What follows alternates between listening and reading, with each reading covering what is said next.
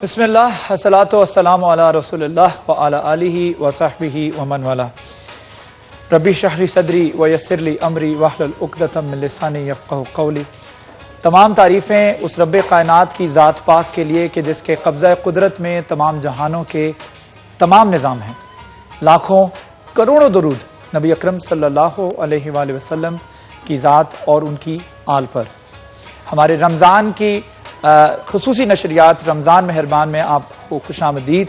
امید کرتے ہیں کہ آپ کا دوسرا عشرہ جو ہے وہ بھی جیسا کہ ہم جانتے ہیں کہ آہستہ آہستہ ختم ہونے کو جا رہا ہے اور اچھے طریقے سے رمضان گزر رہا ہوگا، اور اللہ تعالیٰ کے حضور سجدہ ریز ہو کر اپنے گناہوں کی معافی طلب کرنے کا یہ مہینہ، جس میں انسان کو انسان کی قدر کرنے کی اپرچونٹی ملتی ہے، اور اس بات کی بھی اپرچونٹی ملتی ہے کہ ہم ضرورت مند لوگوں کا خیال رکھیں، ان کی تکالیف کا، ان کی ضروریات کا خیال رکھیں، اور خاص طور پر بات کی جائے اگر انسانوں کی تو انسانوں کو انسانوں پر رحم تو آتا ہی ہے، اور اس مہینے میں خصوصی طور پر اللہ تعالیٰ دل کو انتہائی جو ہے وہ دل میں ایک عاجزی اور دل میں انکساری اور ایک جو انسانیت کا جذبہ ہے وہ تو اس میں سرشار ہوتا ہی ہے، لیکن اس کے ساتھ ساتھ جو جانوروں کے ساتھ کس طریقے کا سلوک کرنا چاہیے، اس حوالے سے ہمارا دین کیا ہمیں تعلیمات دیتا ہے۔ ہمارا پہلا سیگمنٹ الف اسلام، اس میں آج اسی حوالے سے ہم گفتگو کریں گے۔ پیر جاء احمد ہاشمی صاحب ہمارے ساتھ موجود ہیں آج۔ پیر صاحب بہت شکریہ ہمیں جوائن کرنے کے لیے۔ اس کے ساتھ ساتھ ادین فاطمہ ہمارے ساتھ تشریف رکھتی ہیں، ملیکہ زینب ہمارے ساتھ تشریف رکھتی ہیں۔ آپ جن کی آواز ابھی ٹرانسمیشن کی بالکل شروعات میں سن رہے تھے وہ عادل اسلم ہیں، جن کا فیصل آباد چیمبر آف کامرس انڈسٹری سے تعلق ہے۔ بہت خوبصورت آواز ہے، بڑی میٹھی آواز ہے۔ اللہ تعالیٰ سے دعا ہے کہ اللہ تعالیٰ اس مٹھاس میں مزید اضافہ بھی کرے۔ تو اپنے الف اسلام سیگمنٹ کی شروعات کرتے ہیں۔ پیر جاء احمد ہاشمی صاحب میرے ساتھ تشریف رکھتے ہیں۔ پیر صاحب، میں گفتگو کرنا چاہ رہا ہوں آج کہ جانوروں پر رحم، ان سے کیا سلوک، جیسا کہ ہم جانتے ہیں کہ اس وقت ہم ایک ایسے دور میں گزر رہے ہیں کہ ہم جانوروں سے بہت دور، انسان کا انسان سے جو سلوک ہے وہی قابل مذمت ہے اور قابل تنقید ہے۔ تو اس کو کس طرح سے دیکھتے ہیں؟ ہمیں بچوں کو اس بات پہ تعلیمات دینی ہے، جس میں ہم جانتے ہیں کہ ہماری دینی تربیت ہوتی ہے بچوں کی اس خاص سیگمنٹ میں، تو ہم اس ایج سے ہی بچوں کو سکھانا شروع کریں۔ چلیں ایک عہد کر لیتے ہیں کہ آج سے ہم بچوں کو یہ سکھانا شروع کریں کہ ہم نے جانوروں کے ساتھ کس طرح سے سلوک کرنا ہے۔ حالانکہ مجھے معلوم نہیں تھا پیر صاحب کہ آج یہی ٹاپک ہے، میں آج آیا ہوں تو مجھے معلوم ہوا ہے کہ اس ٹاپک پہ ہم نے گفتگو کرنی ہے، لیکن سحری کے وقت، پچھلی سحری کی بات کر رہا ہوں جو گزشتہ سحری گزری ہے، اس وقت میں سحری کے بعد باہر چہل قدمی کے لیے، واک کے لیے باہر گیا ہوں، تو وہاں پہ مجھے ایک بلی نظر آئی جو کہ بڑی معلوم ہو رہا تھا بڑی بھوکی ہے، اس کی پسلیاں بڑی سکڑی ہوئی تھی، اور میں نے اس کی بھوک کا احساس کرتے ہوئے اندر سے کچھ بوٹی وغیرہ جو بھی تھا میں نے اس کو دودھ پلایا، اس کو کھانا کھلایا، اور اس کے بعد وہ میرے ساتھ گھومنے لگے۔ اب وہ اس طرح سے اٹیچ ہو گئی کہ کل بھی اور آج بھی وہ 2 دن سے وہ میرے گیٹ پر آ کے بیٹھتی ہے اور میں اس کو کچھ نہ کچھ دودھ وغیرہ ڈال دیتا ہوں۔ تو یہ انسیت ایک آٹومیٹکلی جانور کی بھی انسان کے ساتھ ہو جاتی ہے۔ تو ہم چاہ رہے ہیں کہ اس پر آج ہم کو تھوڑی سی گفتگو کریں کہ انسان کا جانوروں کے ساتھ کیا سلوک ہونا چاہیے، ہمارا دین اس حوالے سے کیا تعلیمات دیتا ہے، بتائیں۔ بسم اللہ الرحمن الرحیم۔ بچوں کی تربیت کے حوالہ سے ہم اس پہلو کو تشنا نہیں رکھنا چاہ رہے تھے کہ بچے اکثر گھر کے پالتو جانوروں کے ساتھ اٹیچ بھی ہوتے ہیں، اور پھر اسلام نے اس کے بارے میں بڑی خوبصورت رہنمائی بھی فرمائی ہے۔ اس کے بہت سارے پہلو ہیں جو ہم اپنے بچوں کو بتا سکتے ہیں۔ سب سے پہلے میں بچوں سے یہ بات شیئر کروں گا کہ اگر ہم اپنے قرآن مجید جو کلام اللہ ہے اس کو پڑھیں تو ہمیں قرآن پاک کی سورتوں کے نام مختلف جانوروں کے نام پر ملیں گے، جس طرح سورہ بقرہ ہے، سورہ فیل ہے یعنی ہاتھی اور گائے، اور اسی طرح سورہ نمل ہے جو کہ چونٹی کو کہتے ہیں، سورہ نحل ہے، شہد کی مکھی کا تذکرہ ہے، سورہ عنکبوت ہے، مکڑی کا ذکر ہے، یعنی اس طرح جانوروں حشرات کا تذکرہ ہمارے کلام اللہ میں سورت کے عنوانات ان کے نام سے دیے گئے ہیں۔ تو جانور کیونکہ ہماری سوسائٹی کا ایک ایسا حصہ ہے جو ہماری مختلف ضروریات کو پورا کرتے ہیں، یا تو وہ سواری کے لیے استعمال ہوتے ہیں، یا ہم ان کا گوشت کھاتے ہیں، یا پھر ان کے دودھ کو پیتے ہیں، یا کچھ اور ضروریات جو ہیں وہ ہماری پوری کرتے ہیں۔ تو دین متین نے یہ حکم ارشاد فرمایا کہ ان کے ساتھ تم حسن سلوک کرو۔ آپ صلی اللہ علیہ وسلم نے مختلف جانوروں کے بارے میں مختلف ارشادات فرمائے. آپ نے فرمایا کہ مرغ کو گالی نہ دو کیونکہ وہ تمہیں نماز کے لیے جگاتا ہے. سبحان اللہ. آپ صلی اللہ علیہ وسلم نے فرمایا کہ گھوڑے کا خیال رکھو، یہ تمہارے لیے بڑا خیر کا باعث ہے. اونٹ کے بارے میں آپ صلی اللہ علیہ وسلم نے فرمایا کہ اونٹ میں اپنے مالک کے لیے بڑی عزت ہے. اور اونٹ کا کتنا ذکر ہے قرآن میں. جی. اور بکری کے بارے میں فرمایا کہ اس میں تمہارے لیے بڑی خیر و برکت ہے. یعنی مختلف جانوروں کی خیر و برکات کا ذکر فرمایا. تو آپ صلی اللہ علیہ وسلم نے جانوروں کے ساتھ حسن سلوک کا حکم دیا. میں آج جب بات کر رہا ہوں تو بڑے دکھی دل کے ساتھ یہ بات کہنا چاہ رہا ہوں کہ آج سے کچھ عرصہ پہلے کچھ ویڈیوز میری نظر سے گزری کہ میں بھی اس پہ آج کرنا چاہ رہا تھا. سیاسی اختلافات اپنی جگہ پہ ہیں. کسی بھی جانور کے اوپر کسی سیاسی مخالف جماعت کا پرچم لگا کر اس کو گولی مارنا یا اس کو اس قدر مارنا پیٹنا، جانور کو کیا معلوم ہے کہ انسان کیا کر رہے ہیں. لیکن ایک بات ضرور ہے، آپ صلی اللہ تعالی علیہ وسلم نے یہ ارشاد فرمایا تھا کہ اگر کوئی جانور پر ظلم کرتا ہے تو قیامت کے دن جانور بھی اللہ تعالیٰ کی بارگاہ میں اس ظلم کے ازالہ کے لیے میدان میں آئے گا، میدان حشر میں، اور اللہ تعالیٰ سے التجا کرے گا کہ یا اللہ اس نے مجھ پر ظلم کیا ہے. حدیث طیبہ میں ہے. آپ صلی اللہ علیہ وسلم نے فرمایا کہ ایک عورت کو فقط اس وجہ سے اللہ تعالیٰ دوزخ میں ڈالے گا کہ اس نے بلی کو باندھ کے رکھا تھا، اس کو کھانا نہیں دیتی تھی وہ، اور اس کو کچھ پلاتی نہیں تھی. اس ظلم کی وجہ سے وہ دوزخ میں جائے گی. اور آپ اس کے بالکل اپوزٹ دیکھیے، حضرت ابو ہریرہ رضی اللہ تعالیٰ عنہ سے روایت ہے کہ وہ فرماتے ہیں کہ نبی مکرم صلی اللہ علیہ وسلم نے ارشاد فرمایا اللہ تعالیٰ ایک عورت کو جنت عطا فرمائے گا، ایسی عورت جو فاحشہ ہے، اس کا کاروبار یہ تھا فحاشی. تو آپ صلی اللہ علیہ وسلم نے فرمایا کہ اس نے دیکھا ہے کتے کے بچے کو کہ وہ پانی کی وجہ سے بلک رہا ہے، کنویں کے نزدیک گئی، وہاں ڈول نہ رسی، سر سے دوپٹہ اتارا، پاؤں سے جوتا اتارا، اس کو دوپٹے کے ساتھ باندھ کر اس میں سے پانی نکال کر کتے کے بچے کو، پلے کو پانی پلایا. اللہ تعالیٰ نے اس کی بخشش فرما دی.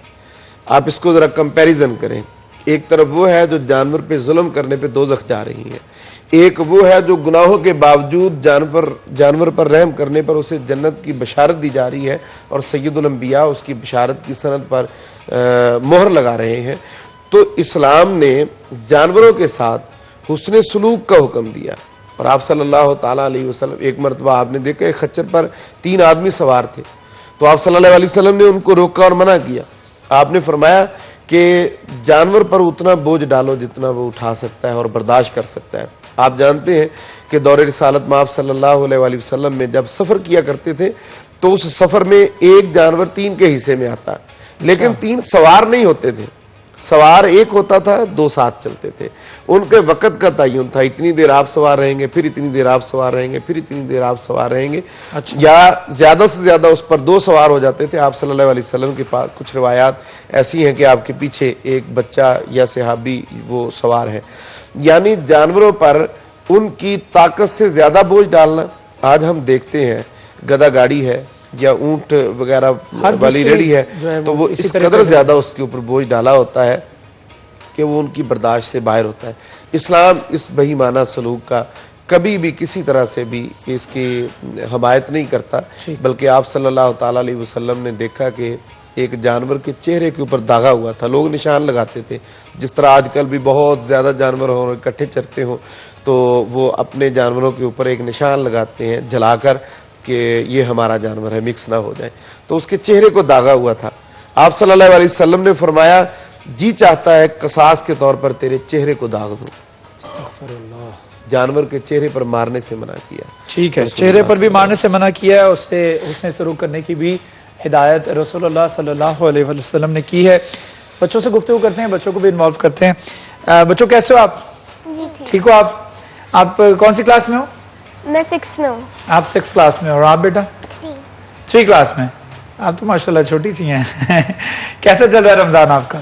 اچھا. آپ نے گھر میں کوئی پیٹ نہیں رکھا ہوا؟ چاہتا تو ہے پر مما نے منع کیا ہوا ہے. منع کیا ہوا ہے؟ کیوں؟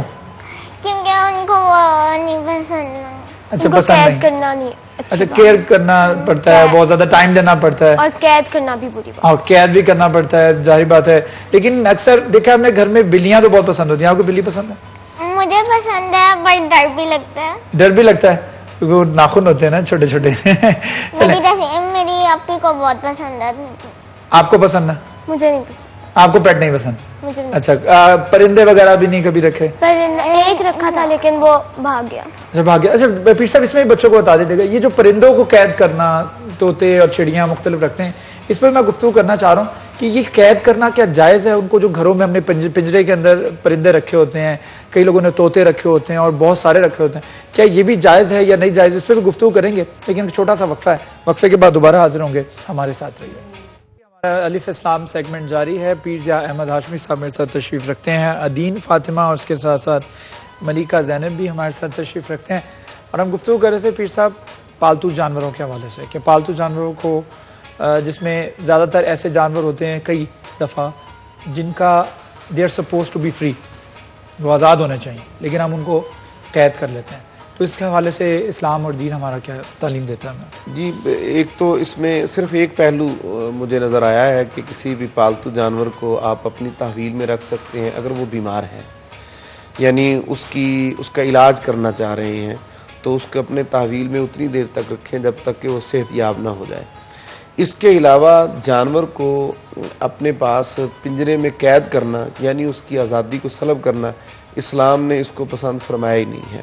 बल्कि मैं अपने बहुत सारे ऐसे दोस्तों को जिनके साथ कभी मुलाकात हुई, तो उन्होंने अपने घर के अंदर अगर परिंदे वगैरह रखे हैं, तोते रखे हैं या कबूतर वगैरह रखे हैं, आप देखेंगे कि उनके घर के अंदर बरकत नहीं होती, और दूसरा रिज़्क़ की फरावानी नहीं होती, तीसरा उनके घर के अपने अंदर जो घर के हालात हैं वो बेचैनी में रहते हैं, क्योंकि जो अल्लाह ताला की मखलूक को तंग करे और ख़ुद सुकून पाने की कोशिश करे, ऐसा हो ही नहीं सकता, यानी मुमकिन ही नहीं है।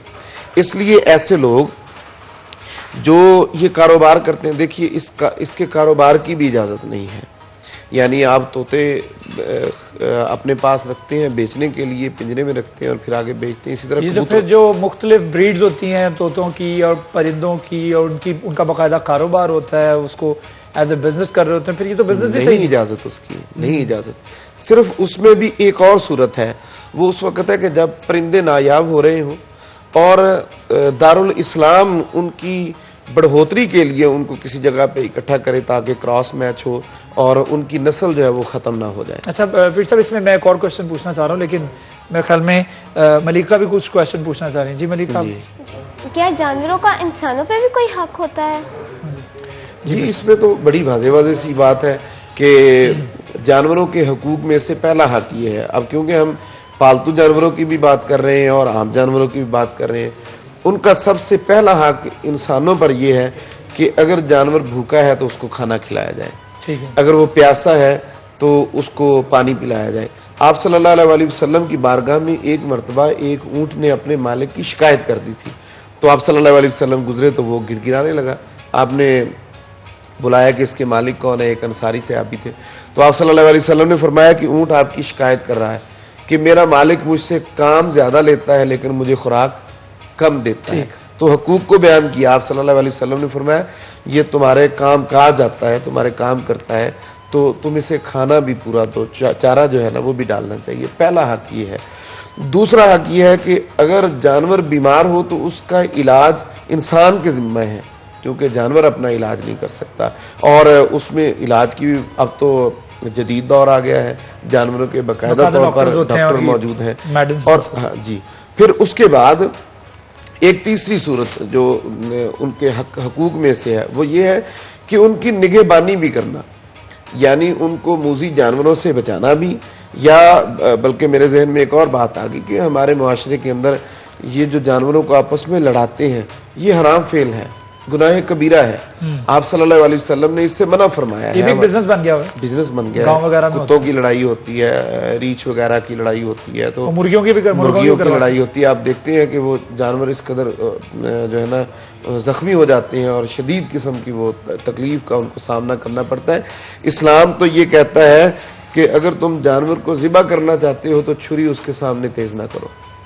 एक मरतबा एक सहाबी जानवर को ज़िबा करने लगे, तो जब लिटा लिया तो वो छुरी को ज़िबा करने लगे। आप सल्लल्लाहु अलैहि वसल्लम ने फरमाया कि जानवर को दो मौतें क्यों देते हो?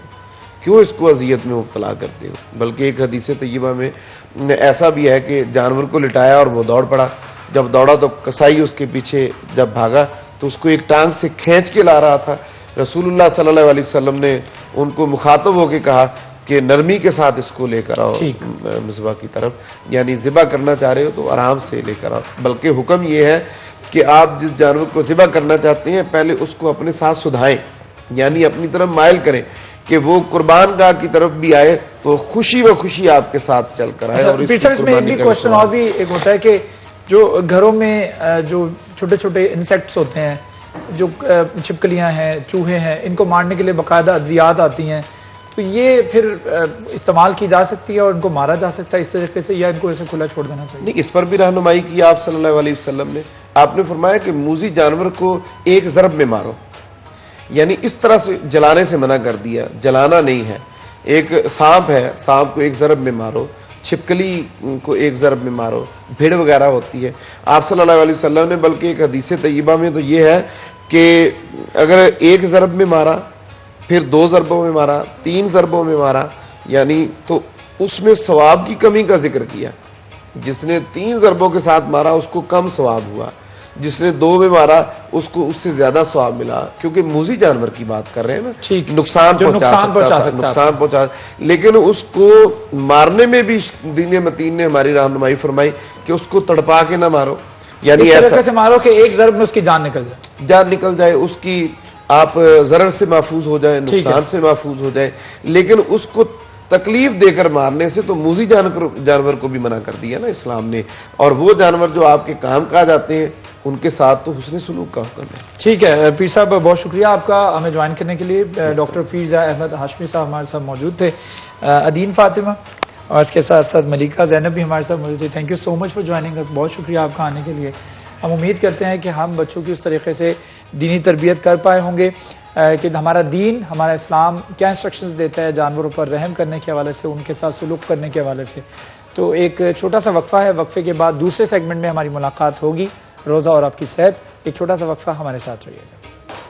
دوسرا سیگمنٹ رمضان کی خصوصی نشریات رمضان مہربان میں آپ کو خوش آمدید. دوسرے سیگمنٹ میں جس طرح سے ہم جانتے ہیں کہ روزہ اور آپ کی صحت کے حوالے سے بات کی جاتی ہے، آپ کی ہیلتھ کے حوالے سے، اور ہمارے ڈاکٹر جو ہمیں جوائن کرتے ہیں ان کی جانب سے آپ کو ہدایات دی جاتی ہیں، آپ کو انسٹرکشنز دی جاتی ہیں، آپ کے مسائل آپ سے سننے کے بعد آپ کو اس پر رائے بھی دی جاتی ہے. تو آج بھی جس موضوع کا انتخاب ہم نے کیا ہے اس موضوع کے اوپر گفتگو کرنے سے پہلے ڈاکٹر کا تعارف میں آپ کو کروا دیتا ہوں. ہمارے ساتھ موجود ہیں ڈاکٹر رائے عارف صاحب جو کہ صدر ہیں پاکستان میڈیکل ایسوسی ایشن PMA کے. رائے صاحب بہت شکریہ، thank you so much for joining us. آپ کا it's a pleasure to have you on our show. Doctor صاحب آج ہم جس موضوع کا انتخاب جس کا کیا ہے ہم نے وہ ہے ہیپاٹائٹس. ہیپاٹائٹس کی کتنی اقسام پاکستان میں کامن ہے، اور جو سب سے زیادہ بڑھنے والی قسم ہے وہ کون سی ہے، اور اس کا علاج کس طرح سے ممکن ہے؟ کیونکہ ہم دیکھ رہے ہیں کہ ہر آنے والے سال کے ساتھ ساتھ ہیپاٹائٹس کے پیشنٹس جو ہیں وہ بڑھتے چلے جا رہے ہیں. What is the reason of that? بسم اللہ الرحمن الرحیم. بیسیکلی پاکستان میں جو ہیپاٹائٹس کی آپ یہ کہہ لیں کہ اقسام تو اس کی 5 to 6 ہے ٹوٹل. اچھا. لیکن جو ہمارے یہاں کامن ہے ہیپاٹائٹس A B C یہ زیادہ کامن ہے. اس میں A جو ہے جس کو ہم عام طور پہ عام زبان میں پیلا یرکان کہتے ہیں، یہ بینائن ہوتا ہے، خود بخود ریکور ہو جاتا ہے عام طور پہ. تو یہ آپ یہ کہہ لیں کہ اس کی ایپیڈیمک بھی آتی ہے اور سم ٹائمز آؤٹ بریک آتی ہے کہیں پہ، اگر کوئی کھانے پینے کی چیزوں میں یا کہیں پہ جو وہ کھانے پینے کی چیزوں کی بد پریزی، مراد یہ ہے کہ اگر ان میں اڈلٹریشن ہوئی ہے ان کی وجہ سے، اوروفیکل روٹ ہوتا ہے تو اس کی وجہ سے یہ پھیلتا ہے. تو ہمارے یہاں جو زیادہ سیریس کانسیکوینسز جس کے ہیں وہ ہیپاٹائٹس B اور اس سے بھی زیادہ C. اچھا. B اور C جو ہے بیسیکلی یہ وائرس ہے جن کے نام رکھے گئے ہیں. جو فرسٹ ٹائم انوینٹ ہوا اس کا A رکھ دیا گیا، آگے B C D. اب اس سے یہ مراد نہیں کہ A سے B ہوگا، B سے C ہوگا، D ہوگا، ایسا کچھ نہیں ہے. یہ ان کے نام نارمل کلیچر ہے جو کہ رکھا گیا وائرس. ان کی ڈفرینٹ جنریشنز ہیں، یہ مختلف سپیشیز ہیں، یعنی کہ یہ ایک دوسرے سے بالکل مختلف ہے. یہ ایسے نہیں ہے کہ A سے B ہوگا، B سے C ہوگا، C سے D ہو جائے گا اور سے E ہوگا. کرونالوجیکلی ایسا نہیں ہے، بالکل نہیں. اچھا، اس کی جو آپ نے بات پوچھی کہ ہمارے ہاں اس کے پھیلاؤ کی وجوہات کیا ہے. اب یہ B اور C دونوں بلڈ بورن ڈیزیزز ہیں. اس کا مطلب یہ ہے کہ بلڈ اگر کوئی پیشنٹ جس کو ہیپاٹائٹس B یا C ہے اس کا بلڈ کسی سے ٹچ ہوگا, کسی انسٹرومنٹ سے ٹچ ہوگا, اور وہ انسٹرومنٹ جو ہے اگلے پرسن کے بلڈ میں اس کے ساتھ ان ٹچ ہوگا, یا اس کے بلڈ کی مکسنگ ہوگی کسی بھی طریقے سے. جس میں زیادہ کامن جو ہوتی ہے وہ سرجیکل آلات ہے, جیسے کہ کسی پرسن نے سرجری کرائی اور اس کو ہیپاٹائٹس تھا پیشنٹ کو. اب پراپر سٹرلائز نہ کیے گئے وہ آلات جو ہیں, اگر ان کو سٹرلائز پراپر نہ کیا گیا تو اس کا مطلب یہ ہے کہ اگلے جس پیشنٹ کو آپ کریں گے اس کو ہیپاٹائٹس بی اور سی جو ہے وہ منتقل ہوتا جائے گا.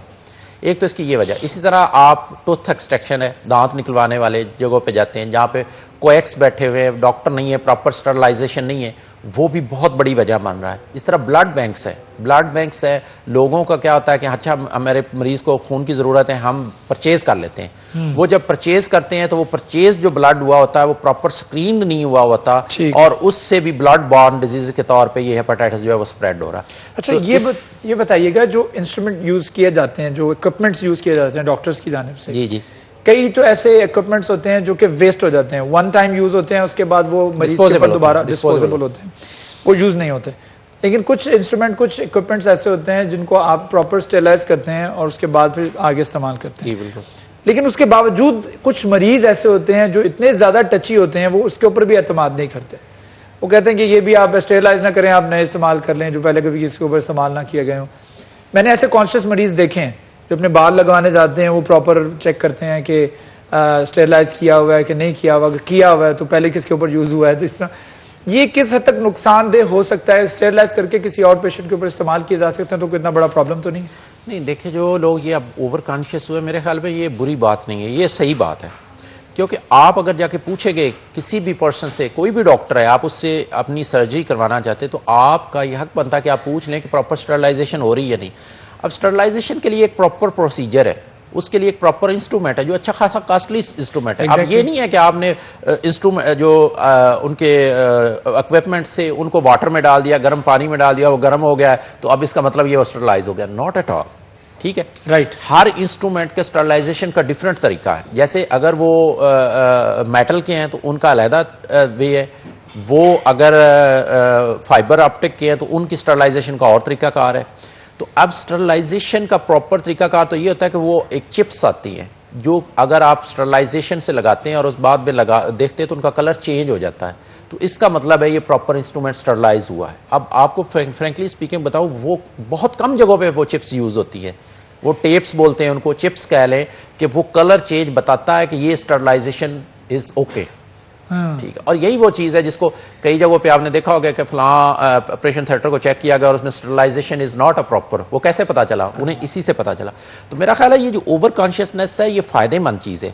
اچھا رہ گیا بات آپ کی کہ وہ کتنا, اگر دیکھیں اگر تو پراپر اسٹرلائزیشن کی جائے اور اسٹرلائزیشن کا پروسیجر کو فالو کیا جائے پھر تو پرابلم نہیں آنے لگی, پھر تو ظاہر ہے کہ وہ وائرس ڈیڈ ہو جائیں گے اور وہ یوز ہو سکتے ہیں. لیکن اگر اسٹرلائزیشن پراپر نہ ہوئی تو پھر ظاہر ہے کہ وہ پرابلمٹک ہوگا. اس لیے لوگ کہتے ہیں کہ اچھا ڈسپوزیبل ہے تو ڈسپوزیبل دے آر بینیفیشیل. تو یہ بھی ضروری ہے, ٹھیک ہے, چیزوں کا لک آفٹر کرنا چاہیے, لک آفٹر کرنا چاہیے. لیکن میں نے میرے اپنے کچھ حلقہ احباب میں کچھ ایسے لوگ ہیں جنہوں نے, میں جیسے بتا رہا ہوں کہ بال لگوانے کے لیے وہ جا رہے تھے, تو انہوں نے اوورلی مطلب بہت زیادہ انکوائری کی ڈاکٹر کی اور پوچھا کہ جی اسٹیرلائز ہیں, انہوں نے پراپر بتایا کہ اسٹیرلائز ہیں. یہ انہوں نے کہا کہ میں ٹرکی میں اپنا ایک دفعہ آپریٹ کروا کے آیا تھا, تو انہوں نے اس کا طریقہ کار کچھ اور تھا, جس طرح وہ چپ کا بتا رہے ہیں وہ طریقہ کار تھا, اور وہ جو ہے وہ کافی کانفیڈنس تھا, اور وہ ڈاکٹر کے اوپر آٹومیٹکلی ایک اعتماد آ جاتا ہے کہ یار یہ ہی اسپیکنگ دی ٹروتھ.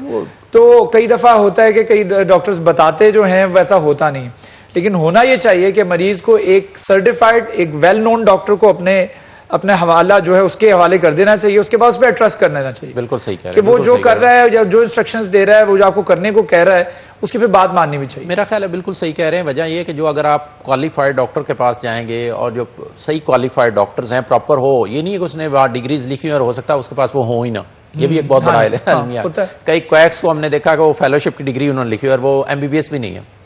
تو یہ بہت ضروری ہے. اگر وہ ایسا ہے تو میرا خیال ہے کہ وہ اعتماد کرنا چاہیے. اور ڈاکٹرز اب جتنی اویئرنیس آ گئی ہے, میڈیا نے جتنا اویئر کر دیا لوگوں کو, میرا خیال ہے ہر بندے کو اپنی نیک نامی کا اور بدنامی دونوں کا جو ہے نا وہ اس کی فکر ہوتی ہے. تو میرا خیال ہے کہ جو لوگ پراپر ہاسپٹلز ہیں ان میں یہ اب جب سے ہیلتھ کیئر کمیشن بھی بنا اور مختلف ادارے لک آفٹر کر رہے ہیں, تو میرا خیال ہے اس سے کچھ کافی بہتری آئی ہے. لیکن اگین یہ بات صحیح ہے کہ آپ اوور کانشیس ضرور ہوں, لیکن بے جا تنقید نہ کریں. اب یورپ پاکستان کا یورپ کا کمپیریزن نہیں کر سکتے. وہاں کی ڈائنامکس ڈیفرنٹ ہے. وہاں کے اب دیکھیں نا, وہاں کی پیشنٹ جو کاسٹ دیتا ہے, آپ دیکھیں پیشنٹ نے کاسٹ ہی وہاں بہت زیادہ ہے. ہمارے یہاں اتنی کاسٹ پیشنٹ پے نہیں کر سکتا کہ آپ اس کے لیے ہر پیشنٹ کے لیے ایک علیحدہ سیٹ لیں اور وہ ڈسپوز آف کریں. اور اس لیکن ایسا بھی نہیں ہے کہ وہ کاسٹ اگر زیادہ ہے تو بہت زیادہ وی آئی پی ٹریٹمنٹ ہوگا, اور یہاں پر جو ہے وہ آپ کو کمپیریٹیولی بہت کم ٹریٹمنٹ کیا جائے گا, یا اچھے اکوپمنٹ استعمال کیے جائیں گے.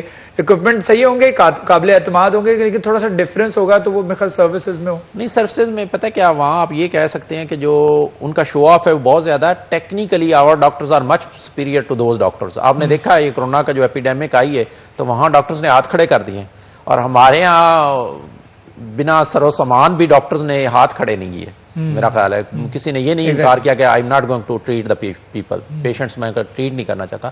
تو میرا خیال ہے ہمارے ڈاکٹرز جو ہیں انہوں نے پوری دنیا میں اپنا لوہا منوایا ہے, اور ہمارے ڈاکٹرز کی قابلیت پہ کسی کو شک نہیں ہے ٹیکنیکلی. اور جو وہ کوئی بھی پروسیجر کرتے ہیں ان کو میں آپ کو فرینک سچی بات بتا رہا ہوں بالکل, کہ ہمارے ڈاکٹرز کی ٹیکنالٹیز جو ہیں وہ دنیا کے کسی ڈاکٹر, کوئی ڈاکٹر ان کے ساتھ میچ نہیں کر سکتا.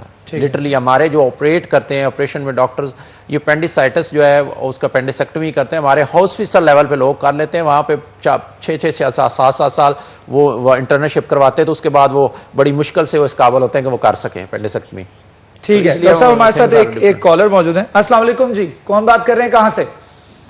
السلام علیکم سر. وعلیکم السلام سر, میں عرفان بات کر رہا ہوں سلیمی چوک سے. جی عرفان صاحب, کیا پوچھنا چاہیں گے ڈاکٹر صاحب سے آپ؟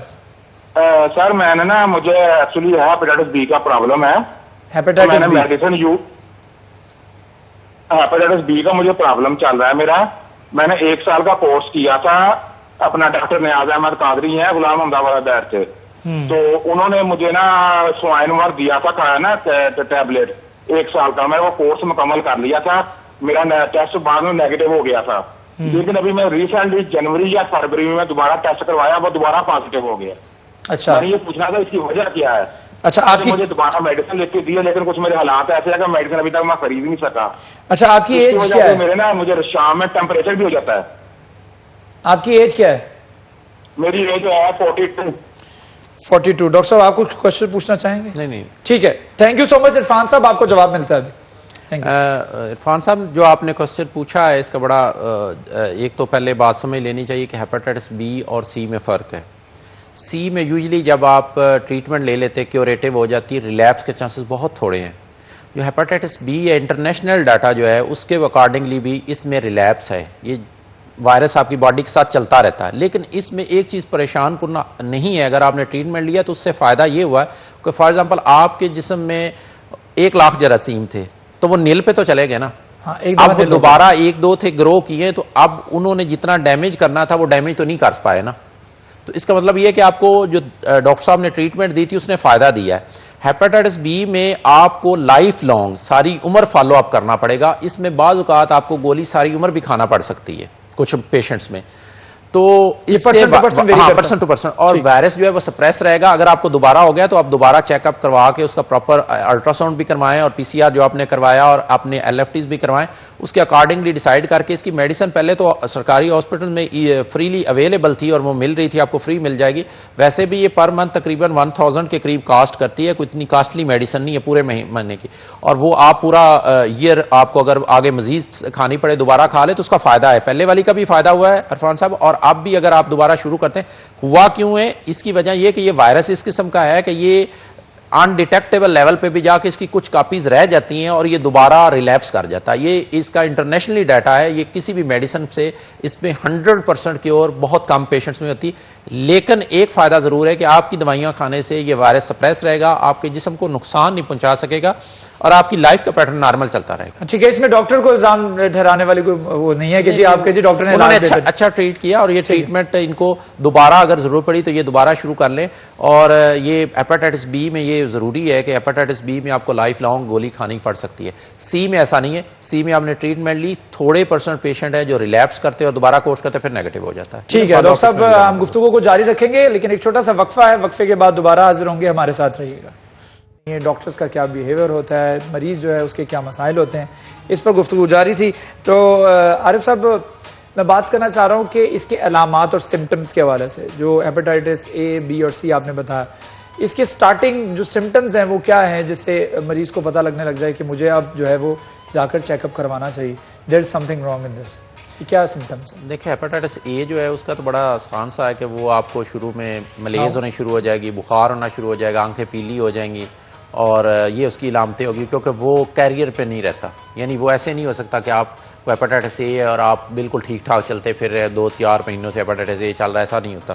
Most of the time usually وہ تو سمپٹومیٹک ہو جاتا ہے فوراً ہی، مریض کو پتہ چل جاتا ہے، بخار ہوتا ہے، اس کو تھکاوٹ ہونی شروع ہو جاتی ہے، متلی ہونی شروع ہو جاتی ہے، قے بھی آ جاتی ہے، اس کے بعد اس کی آنکھیں پیلی ہونی شروع ہو جاتی ہے اور مریض کہتا ہے مجھے یہ کہا. یہ علامتیں بی اور سی میں بھی ہو سکتی جب وہ کیوٹلی پریزنٹ کرے. اچھا، جو سب سے زیادہ ہمارے یہاں کامن پاپولیشن جو زیادہ افیکٹ ہوئی ہوتی ہے، اس کی وجہ یہ ہے کہ وہ ان میں سے مور دین 80% کہہ لیں یا مور دین 70-80% وہ لوگ اے سمپٹومیٹک ہوتے ہیں، ان کو کچھ بھی نہیں پتا ہوتا.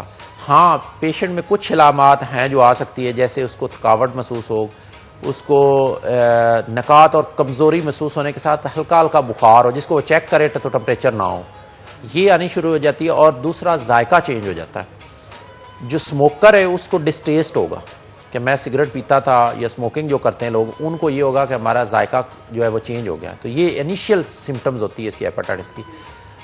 بیسیکلی تو چاہیے ہر آدمی کو، ہمارے ہاں جتنی پاپولیشن اس سے افیکٹ ہو چکی ہے، ہمیں چاہیے کہ ہر بندے کو اپنی سکریننگ کرانی چاہیے. ہیپاٹائٹس کے ٹیسٹ ہر بندے کو کروانے چاہیے، خواہ اس کو ہے خواہ نہیں ہے.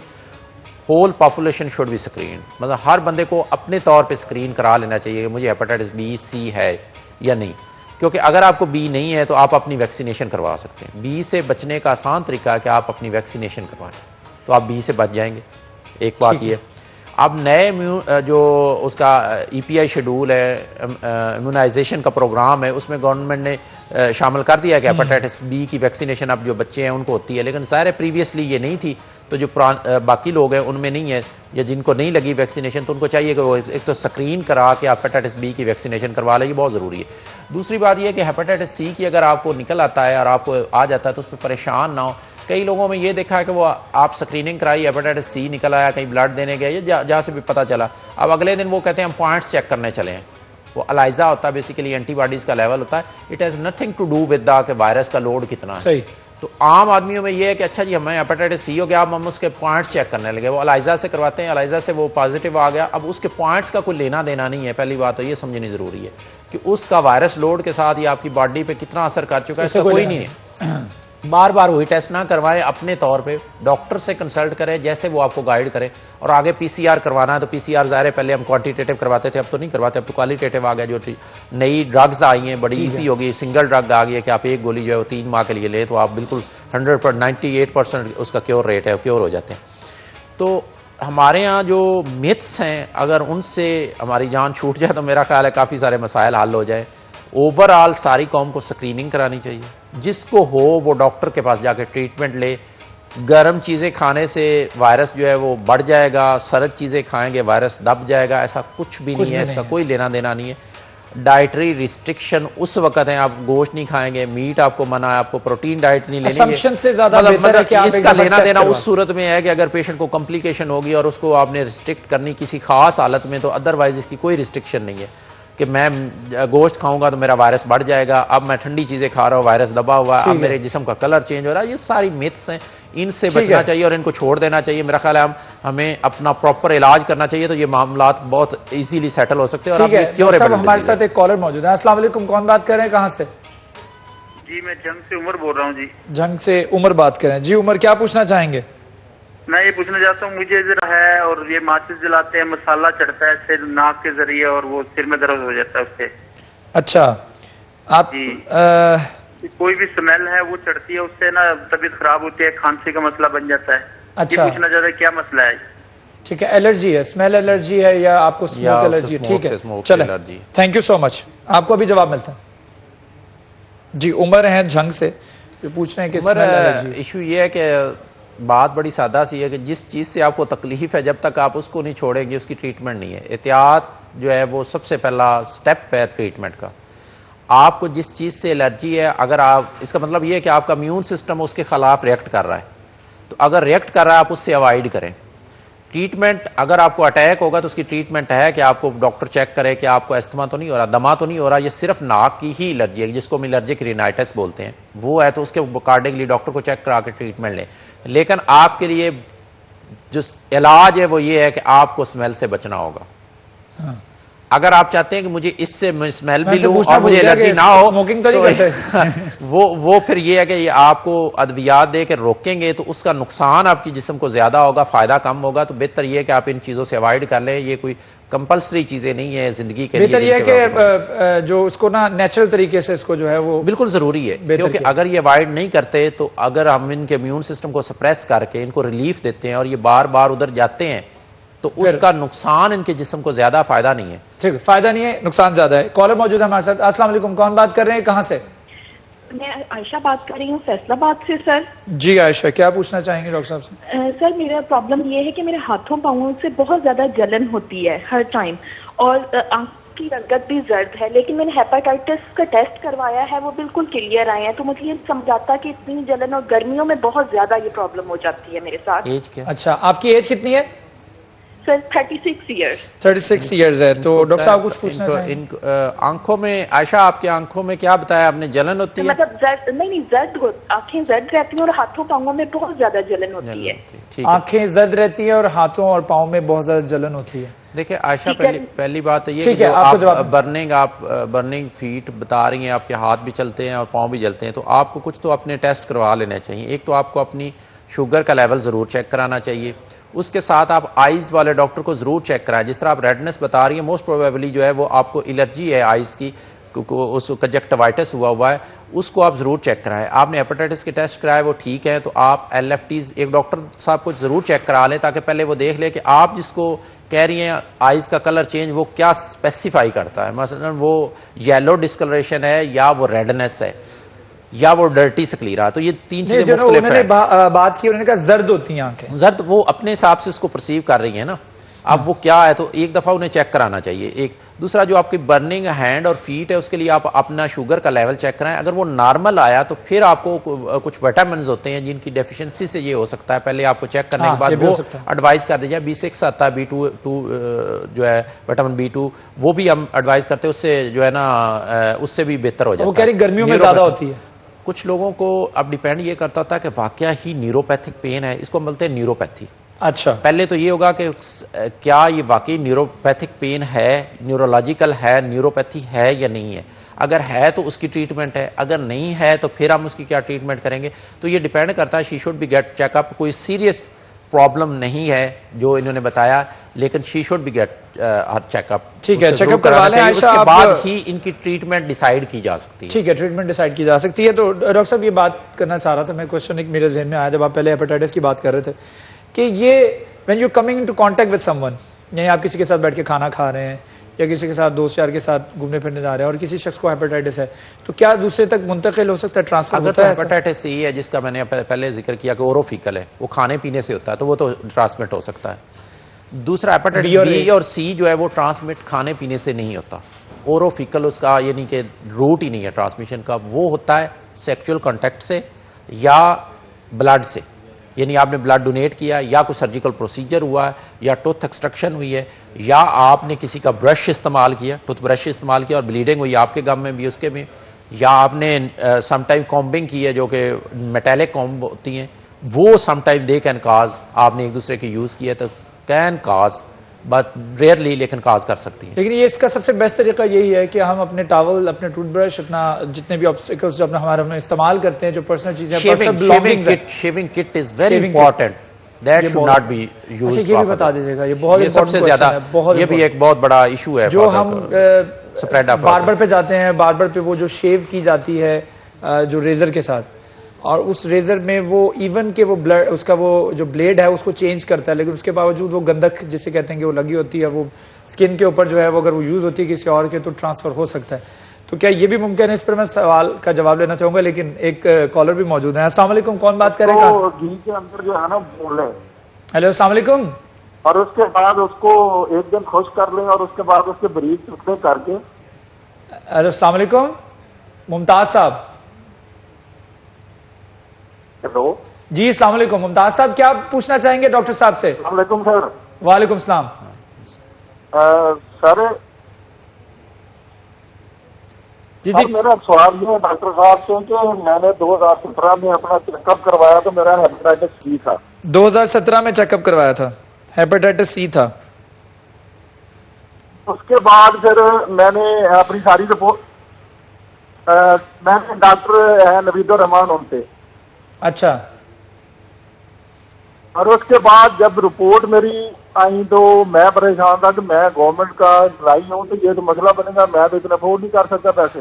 اچھا اور اس کے بعد سر میرا ایکسیڈنٹ ہوا, میں 0 پیریڈ کلاس کے لیے لینے جانا تھا تو میری وہ 2-3 پسلیاں جو ہے نا فریکچر ہو گئی. اچھا اور میں نے اپنا ٹریٹمنٹ کروایا, کسی نے کہا جی آپ ہلدی لے لیں, کسی نے مطلب مختلف ٹوٹکے بتایا, میں نے وہ علاج کروایا اور اللہ کا شکر ہے کہ میری وہ پسلیوں کا مسئلہ بھی ٹھیک ہو گیا.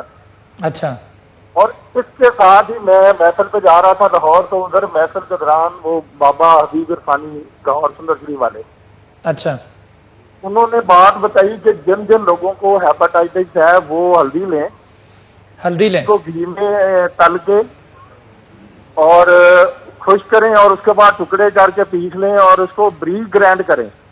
اچھا اور گرائنڈ کرنے کے بعد آپ روزانہ کے 2 چمچ صبح اور شام لیں, آپ کا انشاءاللہ ہیپاٹائٹس ختم ہو جائے گا. اور آپ رپورٹ اسی شخص ڈاکٹر سے کروائیں جس سے پہلے کروائی ہے. تو آپ نے کروائی ہے دوبارہ اپنی رپورٹ؟ ہاں جی میں نے سر رپورٹ کروائی ہے, تقریباً کوئی 20-25 دن ہو گئے ہیں. میرے پاس دونوں پروف پڑے ہوئے ہیں, 2017 کا بھی اور آپ کا بھی. جی اچھا, تو آپ کا اب جو ہے وہ نیگیٹو آ گیا ہے؟ ہاں جی میرا اب وہ ناٹ ڈیٹیکٹڈ آیا ہے سر. اچھا, تو آپ نے ہلدی استعمال کی ہے, اور ہلدی کے ساتھ کیا استعمال کیا ہے؟ سر کچھ بھی نہیں کیا استعمال, صرف جسٹ ہلدی استعمال کی ہے.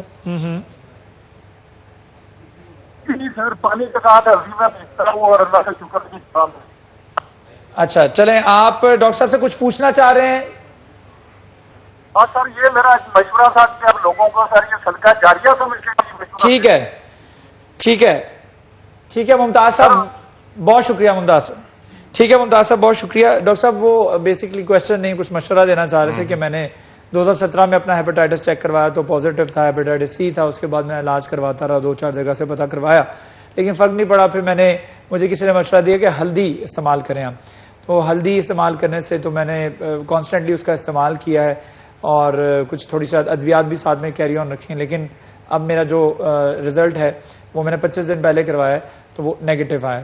تو ان کا کہنے کا مقصد تھا کہ میں ایک رائے دینا چاہ رہا ہوں کہ ہلدی جو ہے وہ بہت زیادہ کرامت ثابت ہو سکتی ہے. تو کیا واقعی ہلدی جو ہے وہ کرامت ثابت ہو سکتی ہے؟ یہ انہوں نے بہت اچھی بات کی ہے, اور یہ میرا خیال ہے کئی سارے لوگوں کے لیے اور ساری پبلک کے لیے بھی آئی اوپننگ ہونی چاہیے بات. ایشو کیا ہے؟ ایشو یہ ہے کہ 20% پرسنز میں وائرس اٹ سیلف کلیئر ہو جاتا ہے, اور یہ وہ چیز ہے جن لوگوں نے اس کو ریلیٹ کیا کئی مختلف چیزوں کے ساتھ کہ ہم نے فلاں پانی پیا تھا, ہم نے فلاں جگہ سے حکیم سے دوائی لی تھی, ہم نے یہ اپنا ٹوٹکا اپنایا تھا اور وہ نیگیٹو ہو گیا. اب وہ جو 20% ہے اس کا جو مدافعتی نظام ہے جسم کا, اس نے اٹ سیلف کلیئر کر دیا, اس کو ریلیٹ کر دیا متس کے ساتھ, جس کا نقصان یہ ہے کہ وہ جو 80% لوگ ہیں وہ بھی اس کو فالو کر کے کئی سارے پیشنٹ ہمارے پاس آتے ہیں جن کو سیروسس ہو جاتا ہے. آپ کو یاد ہوگا ہمارے فیصل آباد میں ایک بہت مشہور زمانہ حکیم صاحب کا نام تو میں نہیں لوں گا, انہوں نے علاج شروع کیا جی ہیپاٹائٹس سی کا جو ہے وہ PCR نیگیٹو ہو رہا. اچھا آپ ان سے جا کے کسی سے پوچھ لیں کہ PCR ہوتا کیا, دے ڈونٹ نو, ان کو پتہ ہی نہیں PCR کیا ہے. سن لیا کہ جی PCR کراتے ہیں وہ, اچھا کہ دوبارہ کروا لیں نیگیٹو ہو جائے گا. ٹھیک ہے. اب وہ ایشو یہ تھا کہ وہ معاملات ایسے ہی تھے, وہ تو خیر اس میں تو معاملہ اور نکلا کہ لیب بھی انوالو تھی تو وہ لیب خود بخود نیگیٹو کر دیتی تھی اور بعد میں وہ لوگ سارے پازیٹیو ہوئے.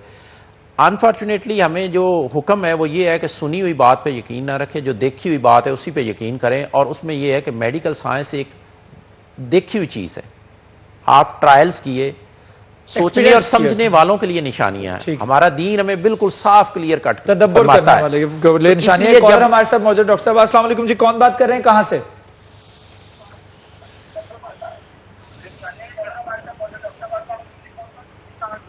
سر میں ندیم گل کر رہے ہیں جڑاوالا. جڑاوالا سے ندیم بات کر رہے ہیں جی. ندیم کیا پوچھنا چاہیں گے ڈاکٹر صاحب سے؟ سر میرے نا hepatitis B. Hepatitis B? Sir میرے ہیپاٹائٹس بی. ਅੱਛਾ ਉਹ ਮੈਂ ਆਮ ਰਿਪੋਰਟ ਕਰਵਾਉਣਾ ਤੇ ਉਹਦੇ ਉੱਪਰ ਮੈਨੂੰ ਹੈਪੇਟਾਈਟਸ ਬੀ ਆਂਦਾ। ਜਦੋਂ ਮੈਂ PCR ਕਰਵਾਉਣਾ ਵਾ ਤੇ PCR ਦੇ ਉੱਪਰ ਜਿਹੜੀ ਹੈ ਨਾ ਉਹ ਹੈਪੇਟਾਈਟਸ नहीं आती। अच्छा, PCR करवाते हैं तो हेपेटाइटिस नहीं आती और रिपोर्ट आम करवाते हैं तो हाँ जी, ਉਹਦੇ ਤੋਂ बी आंदा, हेपेटाइटिस बी आंदी है और बी आ जाता है। चले ठीक है, थैंक यू सो मच, बहुत शुक्रिया। नदीम साहब हैं जी जड़ावाला से, उनका क्वेश्चन ये है कि जब मैं PCR करवाता हूं तो हेपेटाइटिस नहीं आता, जब कई सारे पेशेंट में आ जाता है। रीज़न ये है कि जो PCR है वो वायरस को डायरेक्टली देखता है। जो स्क्रीनिंग टेस्ट है वो उसका एंटीजन या तो देख रहे हैं या उसकी एंटीबॉडीज़ देख रहे हैं। जो एंटीबॉडीज़ का मतलब ये है कि आपने वायरस आया था, अब मौजूद है नहीं मौजूद है। तो आप ये हमें एक बड़ी सादा सा मसूल लोगों को बताते होते हैं कि भाई जब आप हेपेटाइटिस का करवाते हैं, बी में तो खैर हमें और भी टेस्ट करवाने होते हैं, कि आप जब PCR हम क्यों करवाते हैं, इसका मतलब ये कि हमें श्योर नहीं है, हम ट्रीटमेंट से पहले PCR करवाते। PCR डायरेक्टली वायरस को देख रहा है, बाकी जो टेस्ट है वो इनडायरेक्ट टेस्ट है। तो कई सारे लोगों के लिए ये भी एक मसला, हेपेटाइटिस सी की किसी ने इलाज करवा लिया तो वो 2-3-4 महीनों बाद दोबारा स्क्रीनिंग कराता, पॉजिटिव आती है, वो कहता मुझे दोबारा हो गया। वो दोबारा नहीं हुआ भाई, PCR पॉजिटिव होगा तो दोबारा होगा। तो इसलिए इनका अगर PCR नेगेटिव है और बाकी क्राइटेरियाज पूरे नहीं है, उसके मुताबिक SGPT भी नॉर्मल है और ठीक है, तो फिर इनको ट्रीटमेंट की जरूरत नहीं है, इनको फॉलोअप की जरूरत है। ठीक है, फॉलोअप की जरूरत है। तो नदीम साहब फॉलोअप जरूर लीजिएगा, क्योंकि फॉलोअप से ही, और कई मरीज जो है वो फॉलोअप नहीं करते। एक दफा अपना इलाज करवा लिया, अगर रिपोर्ट नेगेटिव आ गई उसके बाद उसके ऊपर तवज्जो नहीं दी, नेगेटिव आ गई उसके बाद साल भर जो है कोई परहेज नहीं किया, कोई अद्वियात नहीं ली, और उसके बाद जो है वो मर्ज जो है बढ़ता चला जाता है, और जब वो सेकंड टाइम आता है तो वो ज़्यादा वर्स कंडीशन में आता है। तो हम उम्मीद करते हैं कि आप अपना ढेर ख्याल रखेंगे। हमारे डॉक्टर राय आरिफ साहब हमारे साथ मौजूद थे। Sir thank you so much for joining us, बहुत शुक्रिया, आपने मेरे और जो तमाम हमारे कॉलर्स हैं उनके सवालों के जवाब बड़ी खंदा पेशानी से दिए। बहुत शुक्रिया आपका हमें ज्वाइन करने के लिए। एक छोटा सा वक्फा लेंगे, वक्फे के बाद दूसरे सेगमेंट में मुलाकात होगी, हमारे साथ रहिएगा।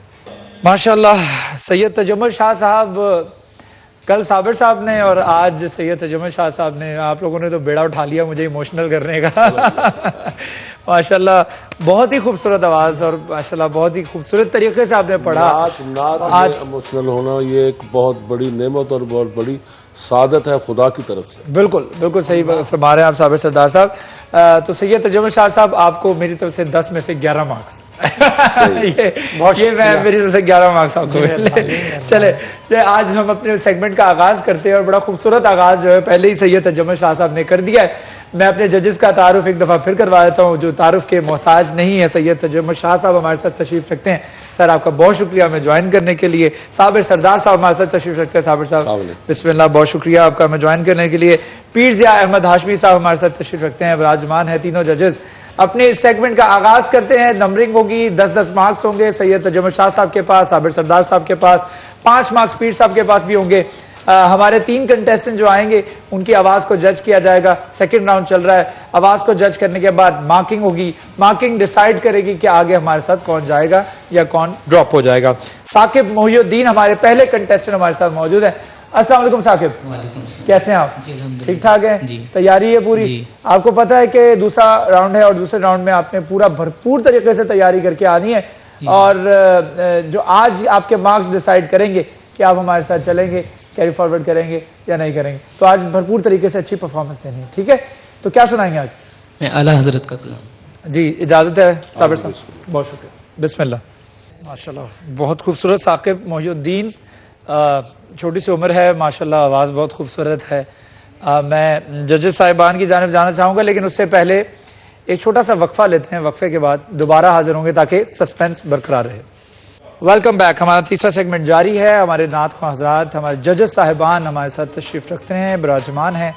पहले कंटेस्टेंट साकिब मोहिउद्दीन आए, उन्होंने बड़ा खूबसूरत कलाम पढ़ा। उसके रिमार्क्स और उसके मार्क्स दोनों लेना बाकी हैं। मेरे जजेस साहिबान की तरफ मैं रुख करता हूं। सबसे पहले मैं सैयद तजम्मुल शाह साहब से पूछना चाहूंगा, शाह जी कैसा कलाम पढ़ा है साकिब मोहिउद्दीन ने और कितने मार्क्स लेगा? साकिब बेटे ने आला हजरत अलैहि रहमा का कलाम सेलेक्ट किया। माशाल्लाह, अर्श की अक्ल दंग है, चरख में आसमान है। बड़ा खूबसूरत कलाम आला हजरत ने लिखा है, और उसने सुर लय को जिस अंदाज में अदा किया है ना, वो खूबसूरत था, अच्छा था।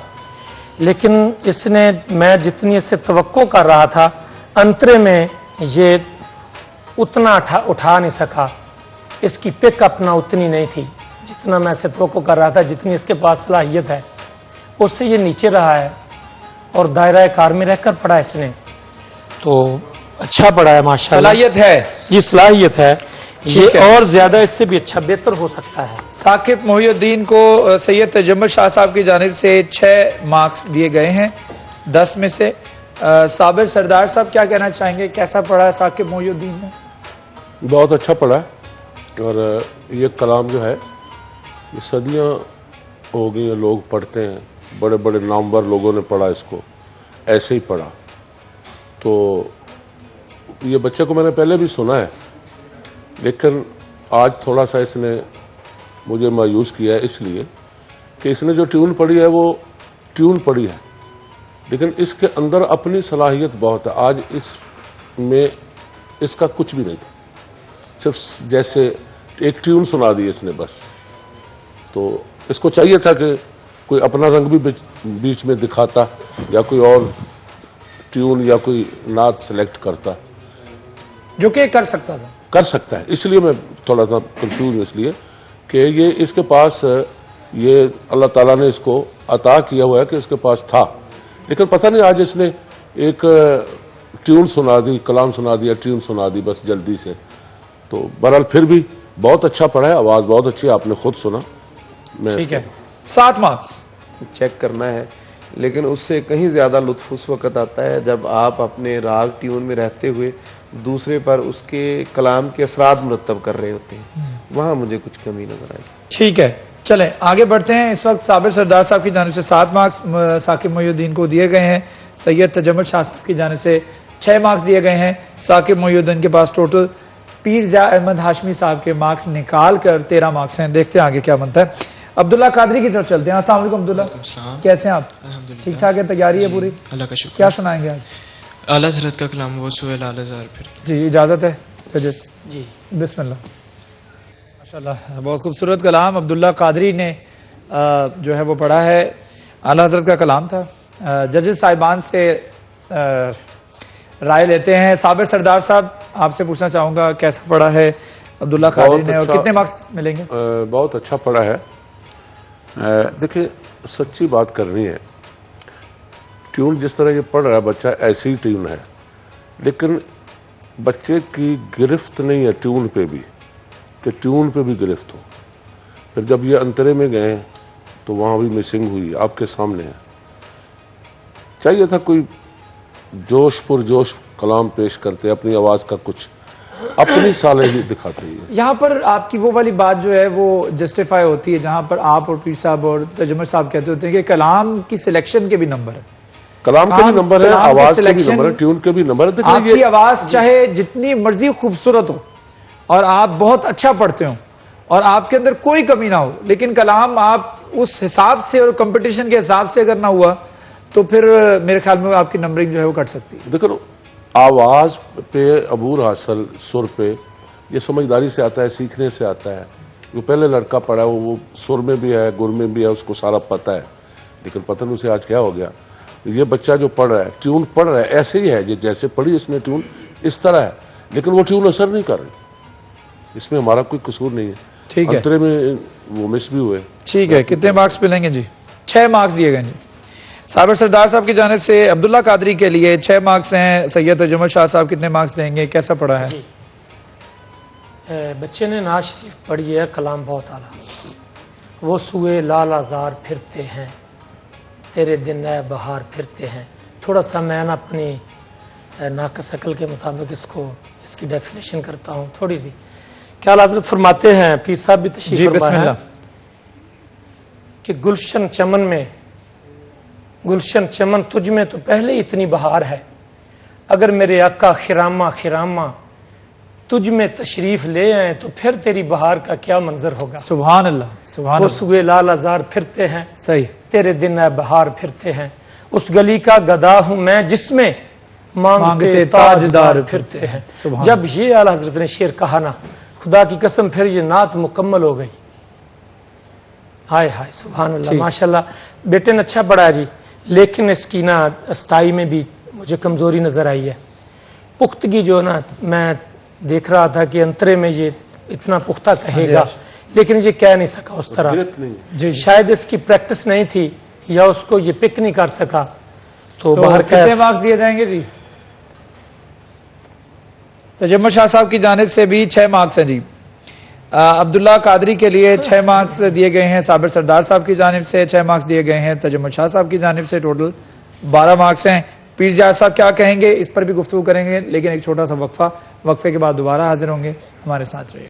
Welcome back. हमारा सेगमेंट जारी है। हमारे नात ख्वां हजरात, हमारे साथ जजेस साहिबान जो है विराजमान हैं, और अब्दुल्ला कादरी ने नात पढ़ी और साबिर सरदार साहब ने उसको 6 मार्क्स दिए।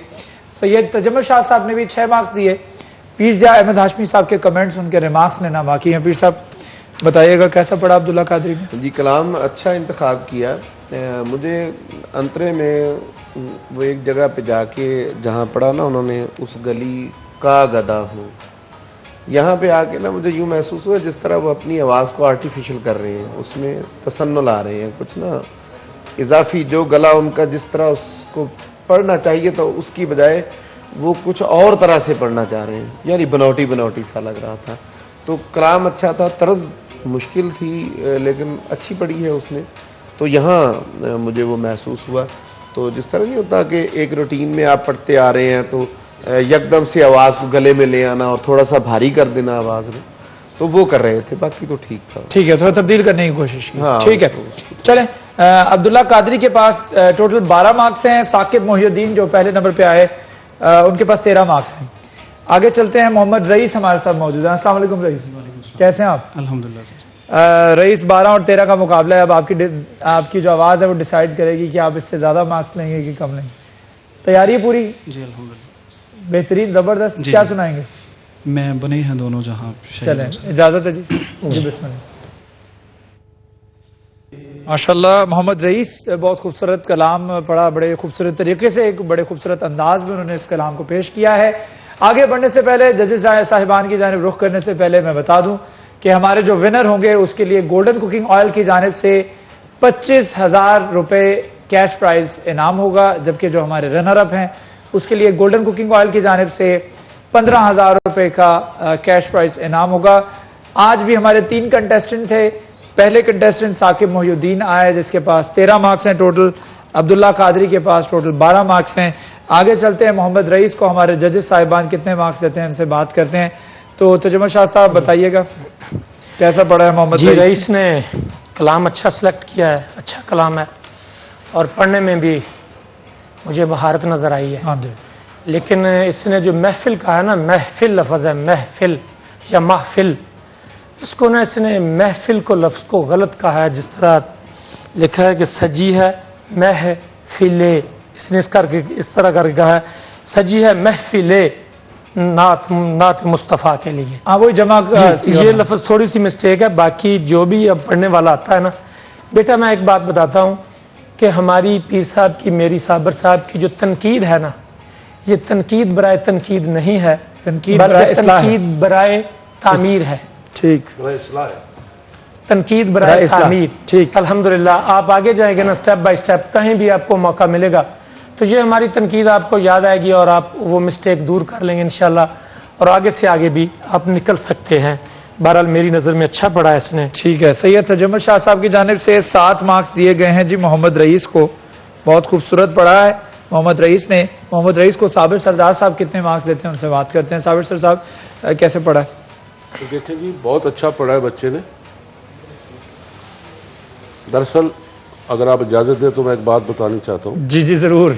ये बच्चे ने जो ट्यून पढ़ी है इसी तरह हम सुनते आ रहे हैं, ट्यून उसी तरह पढ़ी जैसी ट्यून है, लेकिन इस बच्चे ने अपने ताई, इस बच्चे में सलाहियत है सुर को समझने की, सुर को लगाने की, तो इसमें ये क्वालिटी मौजूद है। लेकिन मौसीकी की जुबान में ये छोटे छोटे जो ले रहा था ना इरादे, मौसीकी की जुबान में उसे कहा जाता है रूदारी। रूदारी, अच्छा, ये अपनी रूदारी करते हुए 2-3 दफा इससे मिस हुआ है, फिसला है, फिसला है। अपनी रूदारी करते हुए उससे फिसल गया है। इसको चाहिए था कि सेम सीधी ये तरह सुनाता तो शायद सही होता, لیکن اپنی طرف جو کچھ بھی اس نے کہا ہے اس میں تھوڑا سا سانس کا آگا پیچھا بھی ہوا ہے، وہ ہو سکتا ہے، یہ قابل برداشت چیزیں ہوتی ہیں، لیکن سر سے ہٹنا برداشت نہیں۔ ٹھیک ہے، سر سے ہٹنا برداشت۔ ٹھیک ہے، مارکس آپ کے مارکس سے پہلے، آپ کے مارکس سے پہلے پیر صاحب آپ بھی کمنٹس دے دیجیے گا، پھر مارکس لیتا ہوں۔ جی، بچے نے کلام اچھا انتخاب کیا ہے۔ اس جہاں پہ وہ کمی نظر آ رہی تھی وہ صابر صاحب نے بتا دی ہے کہ جب دوسری مرتبہ ستائی کہی تو دوسرا مصرع جو تھا تو اس میں جا کے جب رکنے لگے ہیں یعنی انترا پڑھنے کے لیے تو وہاں پہ یہ اپنے سر سے ہٹے۔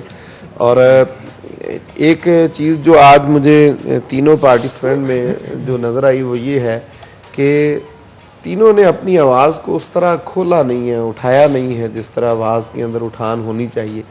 کل کا جو مقابلہ تھا اور آج کا مقابلہ وہ تو ایگزامپل تھا نا ہمارے، اگر دیکھیں تو کل بہت اچھی آوازیں تھیں اور میرے علم میں ہوتا تو ان میں سے کسی کو بھی نہ جانے دیتے، تینوں ہی وہ آگے شریک کے مقابلہ رہتے۔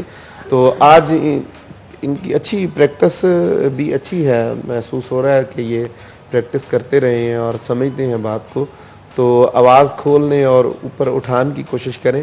اگر مقابلے میں یہ آگے جاتے ہیں تو پھر کل والے جو مقابلے میں موجود ہیں وہ بہت آگے ہیں ان سے۔ چلیں ٹھیک ہے، محمد رئیس جو ہیں ان کے مارکس جو صابر سردار صاحب کے ہیں وہ ڈیسائیڈ کرنا باقی رہ گئے۔ صابر صاحب مارکس دے دیجئے رئیس کو۔ آوازیں آج بھی اچھی ہیں، کل بھی بہت اچھی تھی، آج بھی اچھی ہے، لیکن آج کسی نے بھی اپنے تائیں کچھ نہیں کر کے دکھایا۔ ہاں، کسی کے آواز میں وہ پریشر نہیں تھا کہ جو دوسرے بندے کے دل کو جا کے اپیل کرے۔ لیکن سر میں پڑھتے ہیں، سارے سر میں ہیں، لیکن کمزور سر میں پڑا ہے۔ نعت کا جو کمپٹیشن کا جو مسئلہ ہوتا ہے نا، اس میں کمزور سر تو کم نہیں رہتے، اس میں تو پریشر ہونا چاہیے۔ جس طرح علی نقش بندی نے کل جو کیا، علی نقش بالکل بالکل، میں آپ کی طرف۔ ٹھیک ہے، 6 مارکس دیے گئے جی صابر سردار صاحب کی جانب سے۔ محمد رئیس کو بھی 6 مارکس دیے گئے ہیں، تو محمد رئیس کے پاس اس وقت ٹوٹل 13 مارکس ہیں۔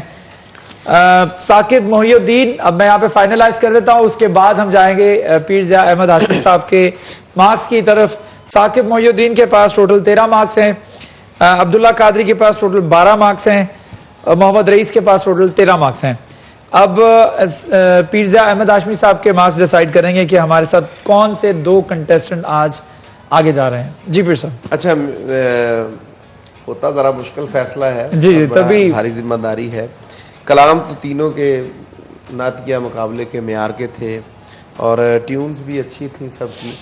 آج مجھے ایسے لگ رہا ہے جیسے تینوں ہی ایک جیسے ہیں، تو میں نے تینوں کو 1-1 مارکس دیا ہے۔ تینوں کو 1-1 مارکس دیا ہے، یعنی 1 مارکس مل کر ثاقب محی الدین کے مارکس جو ہیں وہ 14 ہو چکے ہیں، عبداللہ قادری کے مارکس 13 ہو چکے ہیں، جبکہ محمد رئیس کے مارکس جو ہیں وہ بھی 14 ہو چکے ہیں۔ بس گویا یہ ڈیسائیڈ ہو چکا ہے کہ اب ہمارے ساتھ جو آگے اگلے راؤنڈ میں جائیں گے وہ ہے ثاقب محی الدین اور اس کے ساتھ ساتھ محمد رئیس۔ محمد رئیس اور ثاقب محی الدین جو ہیں وہ ہمارے ساتھ آگے کیری فارورڈ کریں گے، اور عبداللہ قادری کو لیکن ہم خالی ہاتھ جانے نہیں دیں گے، چونکہ کل بھی ہم نے ڈیسائیڈ کیا تھا کہ بڑے اچھی نعتیں، اب جو آوازیں آ رہی ہیں نا وہ بڑی خوبصورت آ رہی ہیں، تو ان آوازوں کو میں نہیں چاہتا کہ خالی ہاتھ جانے دیا جائے۔ تو ان کو گولڈن کوکنگ آئل کی جانب سے جو ایک گفٹ ہیمپر دیا جائے گا، تو عبداللہ قادری جو کہ آج ایلیمنیٹ ہوئے ہیں، یہ گولڈن کوکنگ آئل کی جانب سے ایک گفٹ ہیمپر جو ہے وہ لے کر جائیں گے، تو یہ آپ دے دیجیے عبداللہ قادری، یہ آپ کے ساتھ جائے گا گولڈن کوکنگ آئل کی جانب سے، اور آپ کی حوصلہ افزائی ہے، آپ اسی طریقے سے محنت کرتے رہیں۔ یہ اس میں کمپٹیشن میں کبھی یہ نہیں سوچنا کہ میں پیچھے رہ گیا، یہ آخری پلیٹ فارم تھا، اس کے بعد کوئی پلیٹ فارم نہیں ملے گا، ایسے 1000 پلیٹ فارم آئیں گے، انشاءاللہ آپ کے لیے بیسٹ آف لک۔ آپ بہت شکریہ ہمیں جوائن کرنے کے لیے۔ عبداللہ قادری کے ساتھ گولڈن کوکنگ آئل کی جانب سے یہ گفٹ ہیمپر جا رہا ہے، تو باقی ثاقب محی الدین اور محمد رئیس ہمارے ساتھ آگے کیری فارورڈ کریں گے۔ اب دیکھتے ہیں کہ آگے جو ہے وہ کیا مقابلہ ہوتا ہے۔ صابر سردار صاحب کنکلوڈ کر دیں ذرا گفتگو تھوڑی سی، کیسا رہا آج کا مقابلہ، کل کا مقابلہ؟ اب آگے آوازیں جو ہے مزید خوبصورت آوازیں ہی ملیں گی، کیونکہ چھان کے ہم نے جو آوازیں نکال لی ہیں، اب اس میں سے آپ نے سٹی 41 کی آواز چننی ہے۔ دیکھیں، ان جو بچے پڑھتے ہیں، جو پڑھ چکے ہیں، جنہوں نے پڑھنے آنا ہے، جنہوں نے آنا ہے، ان کو چاہیے کہ پروگرام دیکھیں، اپنے گھروں میں پروگرام کو دیکھیں کہ کس نوعیت کا پروگرام ہو رہا ہے، کون کون سی آواز کو سلیکٹ کیا جا رہا ہے، کس طرح کے کلام کو سلیکٹ کیا جا رہا ہے. تو ایسے تو نہیں ہے نا کہ کمپٹیشن کا تو مطلب یہی نہیں ہوتا کہ آئے اور نعت کی استائی انترا سنایا، ٹھیک ہے چل گیا، ٹھیک ہے نہیں تو نہیں. اس میں تو محنت ہے، بندہ سوچتا ہے کہ میں کیا کروں گا جا کے. اور مقابلے کا مطلب ہی یہ ہوتا ہے کہ جب آدمی مقابلے کے لیے میدان میں اترے تو دیکھنے والوں کو، سننے والوں کو حیران کر دے، تاکہ نمبر دینے والے، کمنٹس دینے والے لوگ مجبور ہو جائیں کہ نہیں یار بہت اچھا ہے. تو ایسے تو نہیں ہے نا.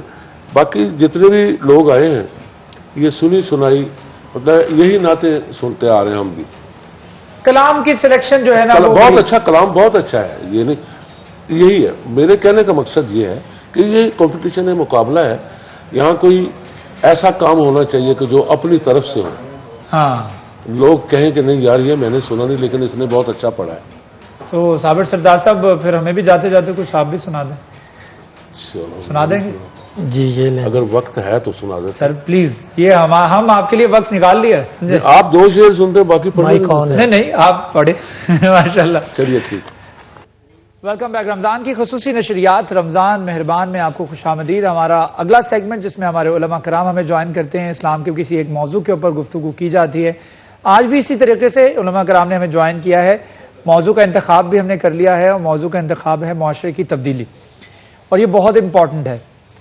جیسے ہم دیکھ رہے ہیں کہ کلائمیٹ چینج ہو رہا ہے، ہم دیکھ رہے ہیں کہ گلوبل وارمنگ ہو رہی ہے، اور معاشرے میں ویسے ایک تو موسمی تبدیلی کی وجہ سے بہت زیادہ تبدیلی آ رہی ہے، دوسرا ہمارے بیہیویئرز میں بہت زیادہ تبدیلی آ رہی ہے. اور وہ اس کی ریزن، یا آپ اس کو سوشل میڈیا کہہ لیں، یا آپ اس کو ایمرجنگ سوسائٹی کہہ لیں، اس کو جدید ٹیکنالوجی کہہ لیں، اس کو دین سے دوری کہہ لیں، یا اس کو دیگر کوئی نام دے سکتے ہیں. لیکن حقیقت یہ ہے کہ انسان کا بیہیویئر بھی تبدیل ہو رہا ہے، اس کی ہیلتھ جو شیڈیولز ہیں، ہیلتھ کے جو معاملات ہیں وہ بھی تبدیل ہو رہے ہیں، اور اس کے ساتھ ساتھ موسم کی تبدیلی بھی اس پر اثر انداز ہو رہی ہے. تو یہ معاشرے میں جو پوری تبدیلی ہے اس پر گفتگو کرنے کے لیے آج ہمیں علماء کرام نے جو جوائن کیا ہے ان کا تعارف میں آپ کو کروا دیتا ہوں. علامہ ناظم حسین صاحب ہمارے ساتھ تشریف رکھتے ہیں. علامہ صاحب السلام علیکم، بہت شکریہ ہمیں جوائن کرنے کے لیے. اس کے ساتھ ساتھ علامہ طاہر ریحان عباسی صاحب ہمارے ساتھ تشریف رکھتے ہیں. آپ نے ہمیں جوائن کیا ہے، تھینک یو سو مچ، بہت شکریہ آپ کو ہمیں جوائن کرنے کے لیے. تو آج علامہ صاحب ہم گفتگو کرنا چاہ رہے ہیں کچھ معاشرے میں تبدیلی کے اسباب کیا ہیں. جو میں نے ابھی انٹرو میں نام لیا کہ جو تبدیلی آپ اس کو جو بھی نام دیتے ہیں، لیکن معاشرہ تبدیل ہو رہا ہے. یہ دین سے دوری ہے، یہ اللہ تعالیٰ کے احکامات جو ہیں، کیونکہ رسول اللہ صلی اللہ علیہ وآلہ وسلم نے جس طرح فرمایا تھا کہ میری امت بھی جو ہے وہ بھی تبدیل ہوگی، اور اس کا بھی ایک ریفرنس ہے جس کی اس میں تصدیق ہے کہ نہیں ہے کہ ان کے بیہیویئر بھی ایسا بیہیویئر ہوگا جیسا بنی اسرائیل کا کبھی ہوا کرتا. حسب النعل من النعل، جس طرح ایک جوتا دوسرے سے میچ کرتا ہے. ٹھیک ہے، تو اس کے اوپر تھوڑا سا آپ جو ہے وہ روشنی کر دیجیے گا، ہدایت دے دیجیے گا. کیا واقعی میں معاشرے میں جو تبدیلی کے اسباب ہیں وہ دین سے دوری ہے؟ بسم اللہ والصلاة والسلام علی سید الانبیاء والمرسلین وعلی آلہ واصحابہ الطیبین الطاہرین. معاشرے کی تبدیلی کے اسباب کیا ہیں؟ دیکھیں، پہلی بات یہ ہے جو سب سے بہترین معاشرہ جو لے کر آئے یا جو معاشرہ ترتیب دیا وہ نبی کریم صلی اللہ علیہ وسلم نے وہ معاشرہ ترتیب دیا. وہ نبی کریم صلی اللہ علیہ وسلم نے جو معاشرہ ترتیب دیا اور جس ماحول میں ترتیب دیا وہاں پر ظلم ہے، فساد ہے، قتل و غارت ہے، وہاں پر خون ریزی ہے، اور قوم جو ہے وہ شرک پہ جو ہے وہ شرک کی دلدل میں جو ہے وہ پھنسی گئی ہے. نبی کریم صلی اللہ علیہ وسلم نے تبدیلی کے وہ اسباب جو ہے وہ مہیا فرمائے کہ جب وہ لوگوں کے سامنے آئے ہر معاشرہ، ہر قوم، ہر تہذیب بول پڑی، ہاں یہ جو محمد الرسول اللہ صلی اللہ علیہ وسلم تبدیلی کے اسباب لے کے آئے ہیں یہ ہماری بنیادی ضرورت ہے، یہ ہماری بنیادی ضرورت ہے. نبی کریم صلی اللہ علیہ وسلم نے جو تبدیلی کے اسباب بتائے وہ ان کی تعداد بہت زیادہ ہے. ان میں سے میں مختصراً اتنا عرض کروں گا کہ نبی کریم صلی اللہ علیہ وسلم نے جس معاشرے میں تبدیلی اللہ کے نبی لائے ان میں پہلا سبب تھا طہارت و پاکیزگی. طہارت و پاکیزگی یعنی انسان کی ذہن کی بھی تطہیر، نظریات کی بھی تطہیر، اور اس کے جو عقائد ہیں اور جسم کی بھی تطہیر. جب تک اس وقت تک کوئی معاشرہ آگے نہیں بڑھ سکتا، ترقی نہیں کر سکتا، جب تک اس کا ذہن پاک نہ ہو، دل پاک نہ ہو، نظریہ پاک نہ ہو، عقیدہ پاک نہ ہو. ٹھیک ہے. اور یہاں پر ایک بڑی بنیادی بات یاد رکھیں کہ نبی کریم سب کہتے ہیں صلی اللہ علیہ وسلم، اللہ کے پیارے نبی نے جو معاشرہ ترتیب دیا نا، اس میں بنیادی چیز طہارت تھی، پاکیزگی ہونی چاہیے. کیا مطلب؟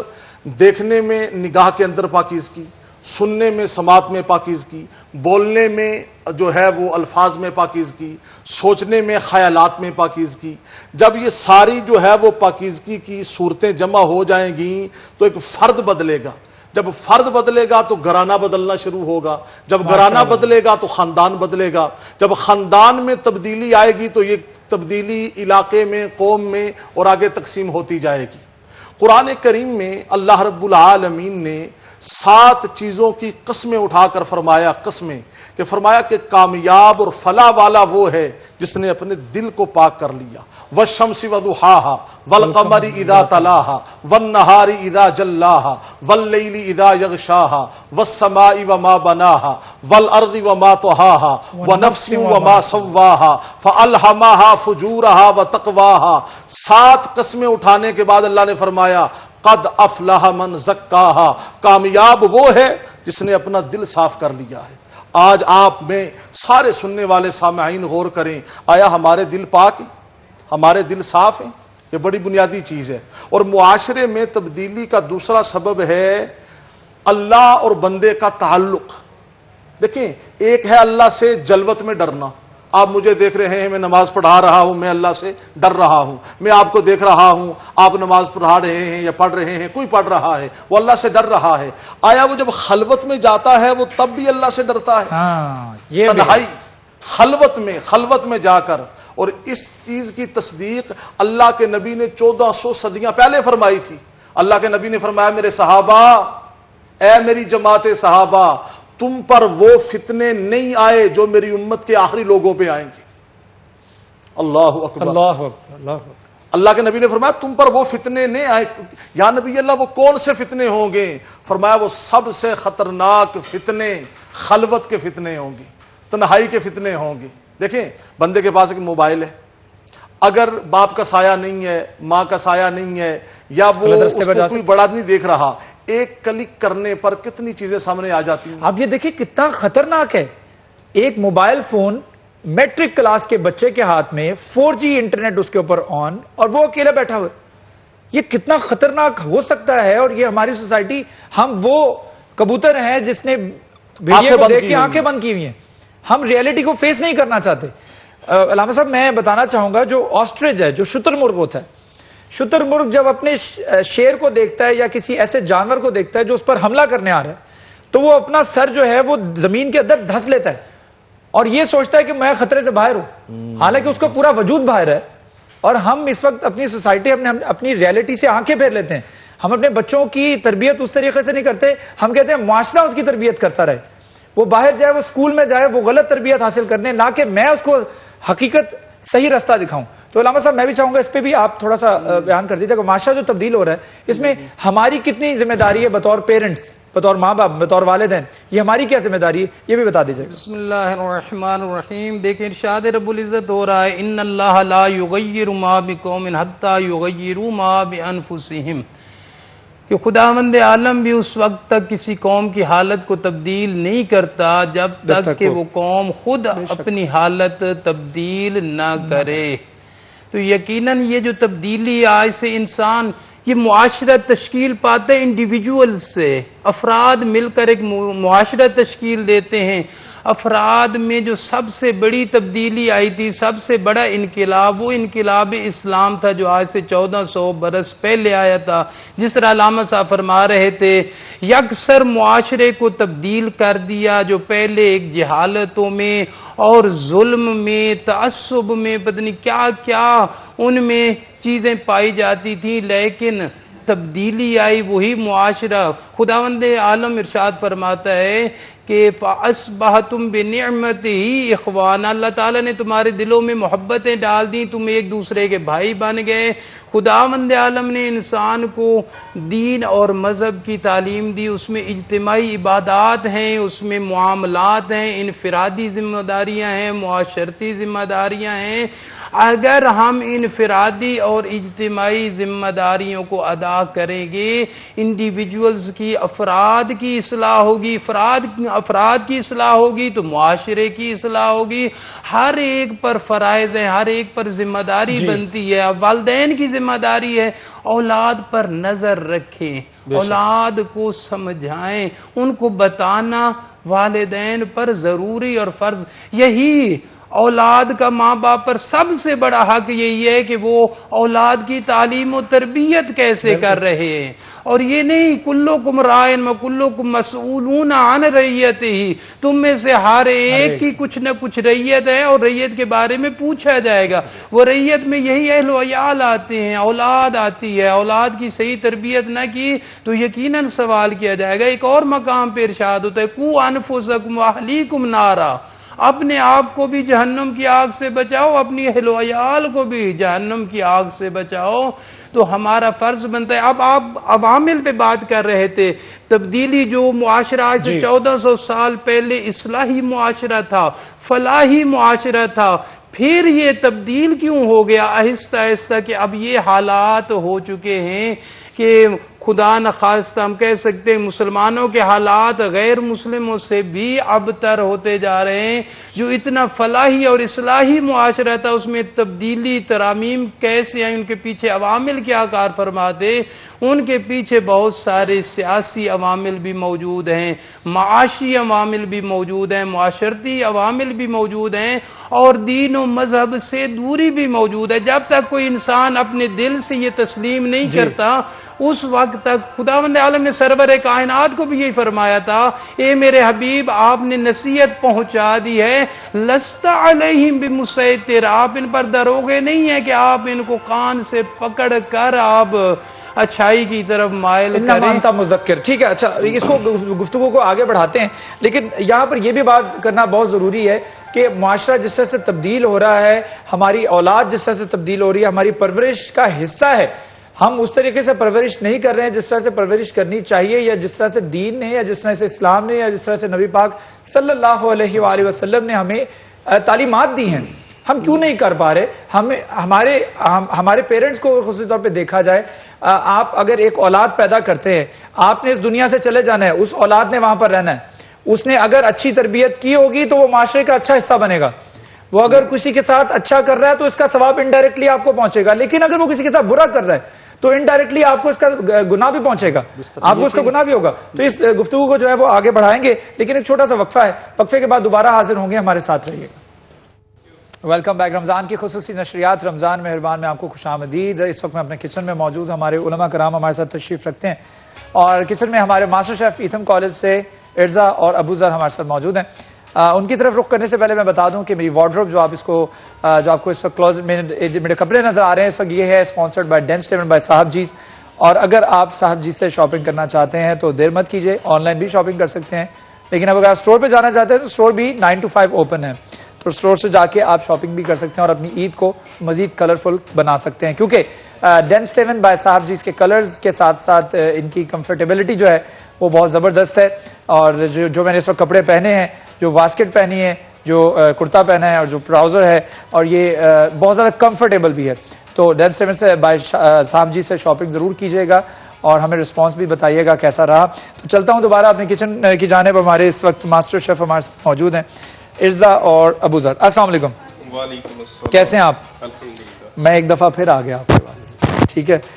تو آج آپ کیا بنانے جا رہے ہیں اس پر گفتگو کرنے سے پہلے میں اپنے ناظرین کو بتا دوں کہ جو گولڈن کوکنگ آئل ہے، گولڈن کوکنگ آئل چونکہ 100% کولیسٹرول فری ہے، تو گولڈن کوکنگ آئل ضرور اپنے کھانوں میں استعمال کریں، اپنے سحر اور اپنے افطار میں جو آپ پکوان بناتے ہیں، جو کھانے بناتے ہیں، اس میں ضرور گولڈن کوکنگ آئل استعمال کریں، کیونکہ ہم بھی گولڈن کوکنگ آئل استعمال کر رہے ہیں اپنے کھانوں میں، اور روزانہ کی بنیادوں پر جو آپ کو مزے مزے کے پکوان بنا کر کھلائے جاتے ہیں، دکھائے جاتے ہیں، ظاہری بات ہے آپ گھر پہ بھی ٹرائی کرتے ہوں گے، تو وہ ہم گولڈن کوکنگ آئل میں ہی بناتے ہیں. اس کا ٹیسٹ انتہائی مزیدار ہوتا ہے. کنولا، سویابین اور سن فلاور کا جو مرکب ہے بڑا خوبصورت طریقے سے اس کو بنایا جاتا ہے. گولڈن کوکنگ آئل ضرور استعمال کریں اور اپنی فیملی اور اپنا صحت کے ساتھ ساتھ اپنے ٹیسٹ کا بھی بہت زیادہ خیال رکھیں. اس کے علاوہ جامع شیری، کرشی کا جامع شیری جو ہے وہ 100% خالص عرقیات سے تیار کردہ ہے. اس میں 1% بھی پانی کا ڈراپ یعنی قطرہ بھی استعمال نہیں ہوتا. خالص عرقیات سے تیار کردہ ہے. اس کو آپ پانی میں پی سکتے ہیں، اس کو آپ دودھ میں بنا کر پی سکتے ہیں. اس کے علاوہ ڈیزرٹس جو مختلف میٹھے پکوان آپ بناتے ہیں اس پر بطور ٹاپنگ، بطور جو اس کی ٹاپنگ کے طور پر بھی آپ اس کو استعمال کر سکتے ہیں. تو ضرور کرشی کا جامع شیری اور کرشی کا جو جوہر جوشاندہ ہے اس کو بھی استعمال کریں، کیونکہ جوہر جوشاندہ جو ہے وہ آپ کی نزلہ، کھانسی، زکام اور گلے درد کے لیے بہت مفید ثابت ہو سکتا ہے. واپس چلتا ہوں اپنے ماسٹر شیف کی جانب. تو آج ہم کیا بنانے جا رہے ہیں ابو ذر؟ جی زعفرانی چکن بریانی ہے آج کے مینیو میں، اور ساتھ میں چکن ساتے ہوگا. چکن بریانی، زعفرانی چکن بریانی، باقی چھوڑ دیں. چکن بریانی جو ہے یہ مجھے پتا ہے کئی لوگوں کی، ہمارے پاکستانی لوگوں کی جو ہے مجبوری ہوتا ہے، اور کوئی ہی ایسا ہوگا جس کو چکن بریانی جو ہے وہ پسند نہ ہو. ہر دوسرے شخص کو چکن بریانی جو ہے وہ پسند ضرور ہوتی ہے. اور چکن بریانی کے ساتھ ساتھ کیا ہے؟ چکن ساتے ہے جی، یہ تھائی چکن ساتے، چکن ساتے بولتے ہیں اس کو. ٹھیک ہے، چکن ساتے ہے، یہ تھائی فوڈ ہے جی، تھائی ایپیٹائزر ہے یہ بیسیکلی. تھائی ایپیٹائزر ہے. بطور ایپیٹائزر جو ہے وہ چکن ساتے تیار کیا جا رہا ہے، اس کے ساتھ چکن بریانی ہے. اور چکن بریانی جو ہے وہ زعفرانی چکن بریانی ہے. چکن بریانی اور زعفرانی چکن بریانی میں کیا ڈفرنس ہے یہ بھی بتا دیجیے گا. ڈفرنس اس میں زعفران ایڈ ہوگا، بلکہ جو کہ میں آج لے کے بھی آیا ہوں اس کو ہم ایڈ کریں گے بریانی کے اندر، اس کا ٹیسٹ بھی آئے گا اس میں. اور دوسرا یہ ہے کہ اس کا تھوڑا سا کلر جو ہے یلوش ہوگا، مطلب جس طرح سے عام بریانی ہوتی ہے یلو اور وائٹ کے کمبینیشن میں، لیکن یہ صرف جو ہے یلو ہوگا. یلو ہوگا. ٹھیک ہے، زعفران کی وجہ سے کلر یہ آتا ہے جی، یہ زعفران کی وجہ سے. ہم نے اکثر دیکھا جو لیئرز بناتے ہیں لوگ بریانی کی، ہم نے وائٹ لیئر رکھی، اس کے بعد پھر مسالہ رکھا، پھر اس کے بعد وائٹ لیئر رکھی، پھر اس کے بعد مسالہ رکھا. اصل میں اس کی وجہ سے وائٹ اور یلو مکس وہ یہ بھی وجہ ہے، اور اس کا طریقہ کار جو ہے وہ تھوڑا سا ہٹ کے ہے. اور یہ اس طرح کیا ہے کہ یہ تقریباً کہہ لیں گے 40 منٹ کے اندر اندر یہ بریانی ریڈی ہو جائے گی. 40 منٹ میں اگر آپ نے بریانی تیار کرنی ہے، ابھی بھی آپ کے پاس وقت ہے، افطاری میں بہت وقت پڑا ہے، 40 منٹ میں بریانی تیار کرنی ہے تو آپ کے پاس انگریڈینٹس اگر گھر پہ موجود ہیں تو آپ بریانی تیار کر سکتے ہیں. تو انگریڈینٹس بتا دیجیے گا ذرا. جی، اس میں ½ kg میں نے چکن لیا، اس میں 150 گرام میں آنین یوز کروں گا سلائس، اور اس میں ٹمیٹوز جائیں گے تقریباً 100 گرام ہے، 5 سے 6 گرین چلی سلائسز جائیں گی، اس میں تیز پتہ جائے گا، دار چینی جائے گی، یہ نٹ میگ جائے گا اس میں جسے ہم جائفل کہتے ہیں، بڑی الائچی جائے گی، لونگ جائے گا، بادیان جائے گا، اس میں جلوتری جائے گی. یہ کیا جلوتری؟ جی جلوتری، دھنیا جائے گا اس میں، اور زیرہ، اور ساتھ میں اس میں جو ہے یہ ہم آلو بخارا جو ہے ڈرائی فارم میں یہ ڈالیں گے. اور اس کے ساتھ ساتھ 1 ٹیبل اسپون اس میں ہم ایڈ کریں گے جنجر گارلک کا پیسٹ، ½ کپ اس میں یوگرٹ جائے گا، سالٹ جائے گا 2 ٹیبل اسپون، گرم مسالہ جائے گا اس میں، زیرہ دھنیا پاؤڈر جائے گا، اور اس میں یہ ہم لیمن کلر بھی تھوڑا سا ایڈ کریں گے. اس کے ساتھ ساتھ جب اس میں مطلب پانی ڈالیں گے تو ساتھ ہی ہم اس میں زعفران ایڈ کر دیں گے تاکہ وہ اپنا کلر دے. ٹھیک ہے. اس کے علاوہ چکن ساتے میں ہم کریش چلی یوز کر رہے ہیں، سویٹ چلی ساس، تھائی سویٹ چلی ساس جو ہے یہ یوز کر رہے ہیں، تھائی سویٹ چلی ساس. ٹھیک ہے. اس میں ہم سالٹ یوز کر رہے ہیں 1 ٹیبل اسپون ہم اس میں بلیک پیپر یوز کر رہے ہیں، ڈارک سویا سوس یوز کر رہے ہیں اس میں. ایک سمپل آتی ہے ہماری، یہ امپورٹڈ ہوتی ہے، ڈارک یہ مل جاتی ہے ایزیلی. اس میں ہم تھائی چلی ساس یوز کریں گے، اس میں ہم یوز کریں گے پیپریکا پاؤڈر، اور اس میں شوگر ایڈ جائے گی، اور چکن ہے اسٹرپس کٹنگ میں ½ kg، اور اس کے مطلب اس کو ہم سکیور پہ لگائیں گے، جو بیمبو اسٹکس ہوتی ہیں اس کے اوپر لگا کر پھر ہم اسے پین فرائی کریں گے. ٹھیک ہے، پین فرائی کریں گے بطور ایپیٹائزر اس کو پیش کیا جاتا ہے. چلیں ٹھیک ہے، آل دا بیسٹ جی. چکن بریانی اور چکن ساتے جو آپ تیار کریں، امید کرتے ہیں کہ بڑی مزیدار ہوگی. ہمیشہ کی طرح جو ان کے پکوان مزیدار ہوتے ہی ہیں. میں چلتا ہوں دوبارہ اپنے گیسٹ کے پاس، اپنے علماء کرام کے پاس. ہم گفتگو کر رہے تھے معاشرے میں رونما ہونے والی تبدیلیوں کے اسباب کیا ہیں اور ان کو کس طریقے سے تبدیل واپس کیا جا سکتا ہے.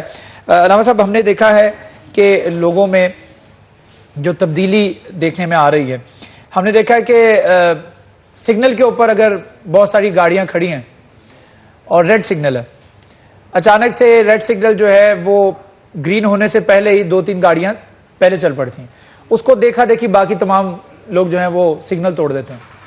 تو اگر پوچھا جائے ان سے تو کہتے ہیں جب سب توڑ رہے تھے تو پھر میں نے سوچا میں بھی سگنل توڑ دوں.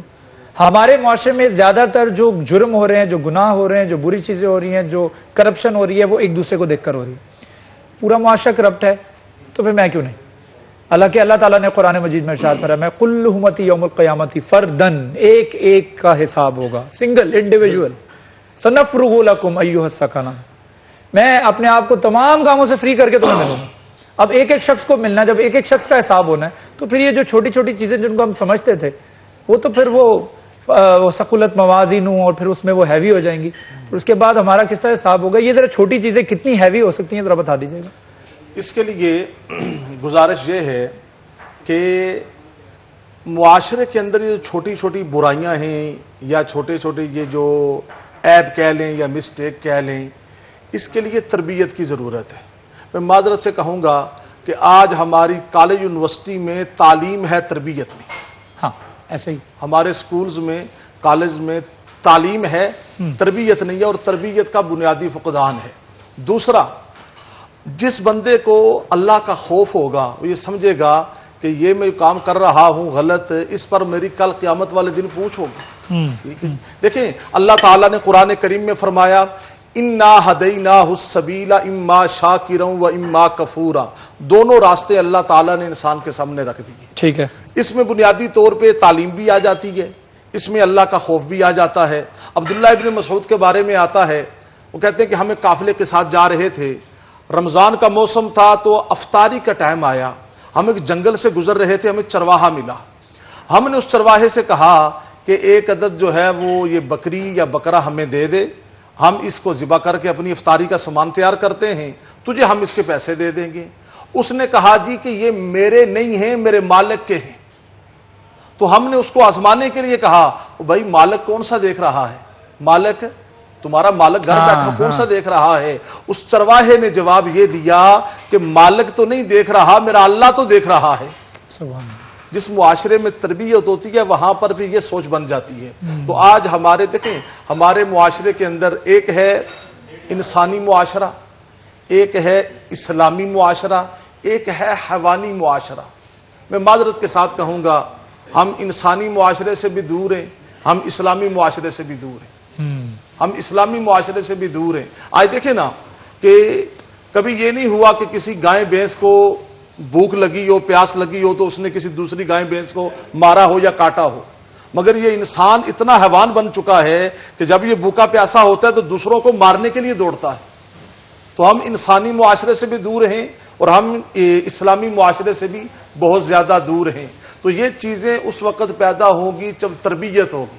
اور یاد رکھنا جو تربیت کرنے والے لوگ ہیں انہوں نے جب تک آگے قدم نہیں بڑھانا یہ چیز جو ہے وہ وجود میں آنے والی نہیں ہے. اس میں علماء کو اپنا کردار ادا کرنا پڑے گا, اس میں سیاستدانوں کو اپنا کردار ادا کرنا پڑے گا, جو علم و دانش ہے ان کو اپنا کردار ادا کرنا پڑے گا. جب ہم آپس میں لڑتے رہیں گے تو قوم کی تربیت کون کرے گا؟ بالکل, قوم کی تربیت کون کرے گا؟ آپس میں لڑتے رہیں گے تو تربیت کرنے والا پھر کون ہوگا؟ طاہر صاحب میرے ساتھ موجود ہیں, اس کے ساتھ ساتھ علامہ ناظم حسین صاحب بھی میرے ساتھ شریک ہیں. گفتگو کو آگے بڑھائیں گے لیکن ایک چھوٹا سا وقفہ ہے, وقفے کے بعد جب دوبارہ حاضر ہوں گے تو پھر اس گفتگو کو بڑھائیں گے. ہمارے ساتھ رہے گا. Welcome back. رمضان کی خصوصی نشریات رمضان مہربان میں آپ کو خوش آمدید. ہمارا آخری سیگمنٹ جاری ہے, علماء کرام ہمارے ساتھ تشریف رکھتے ہیں. اس کے ساتھ ساتھ ہمیں ایک گیسٹ بھی جوائن کرتے ہیں اور آج بھی ہمیں جنہوں نے جوائن کیا ہے ان کا تعارف میں آپ کو کروا دیتا ہوں. حبیب گجر صاحب ہمارے ساتھ موجود ہیں. آپ سابق چیئرمین ہیں آل پاکستان ٹیکسٹائل پروسیسنگ ملز ایسوسی ایشن کے اور اس کے ساتھ CEO ہیں آپ زمزم ٹیکسٹائل کے. بہت شکریہ ہمیں جوائن کرنے کے لیے گجر صاحب, تھینک یو سو مچ.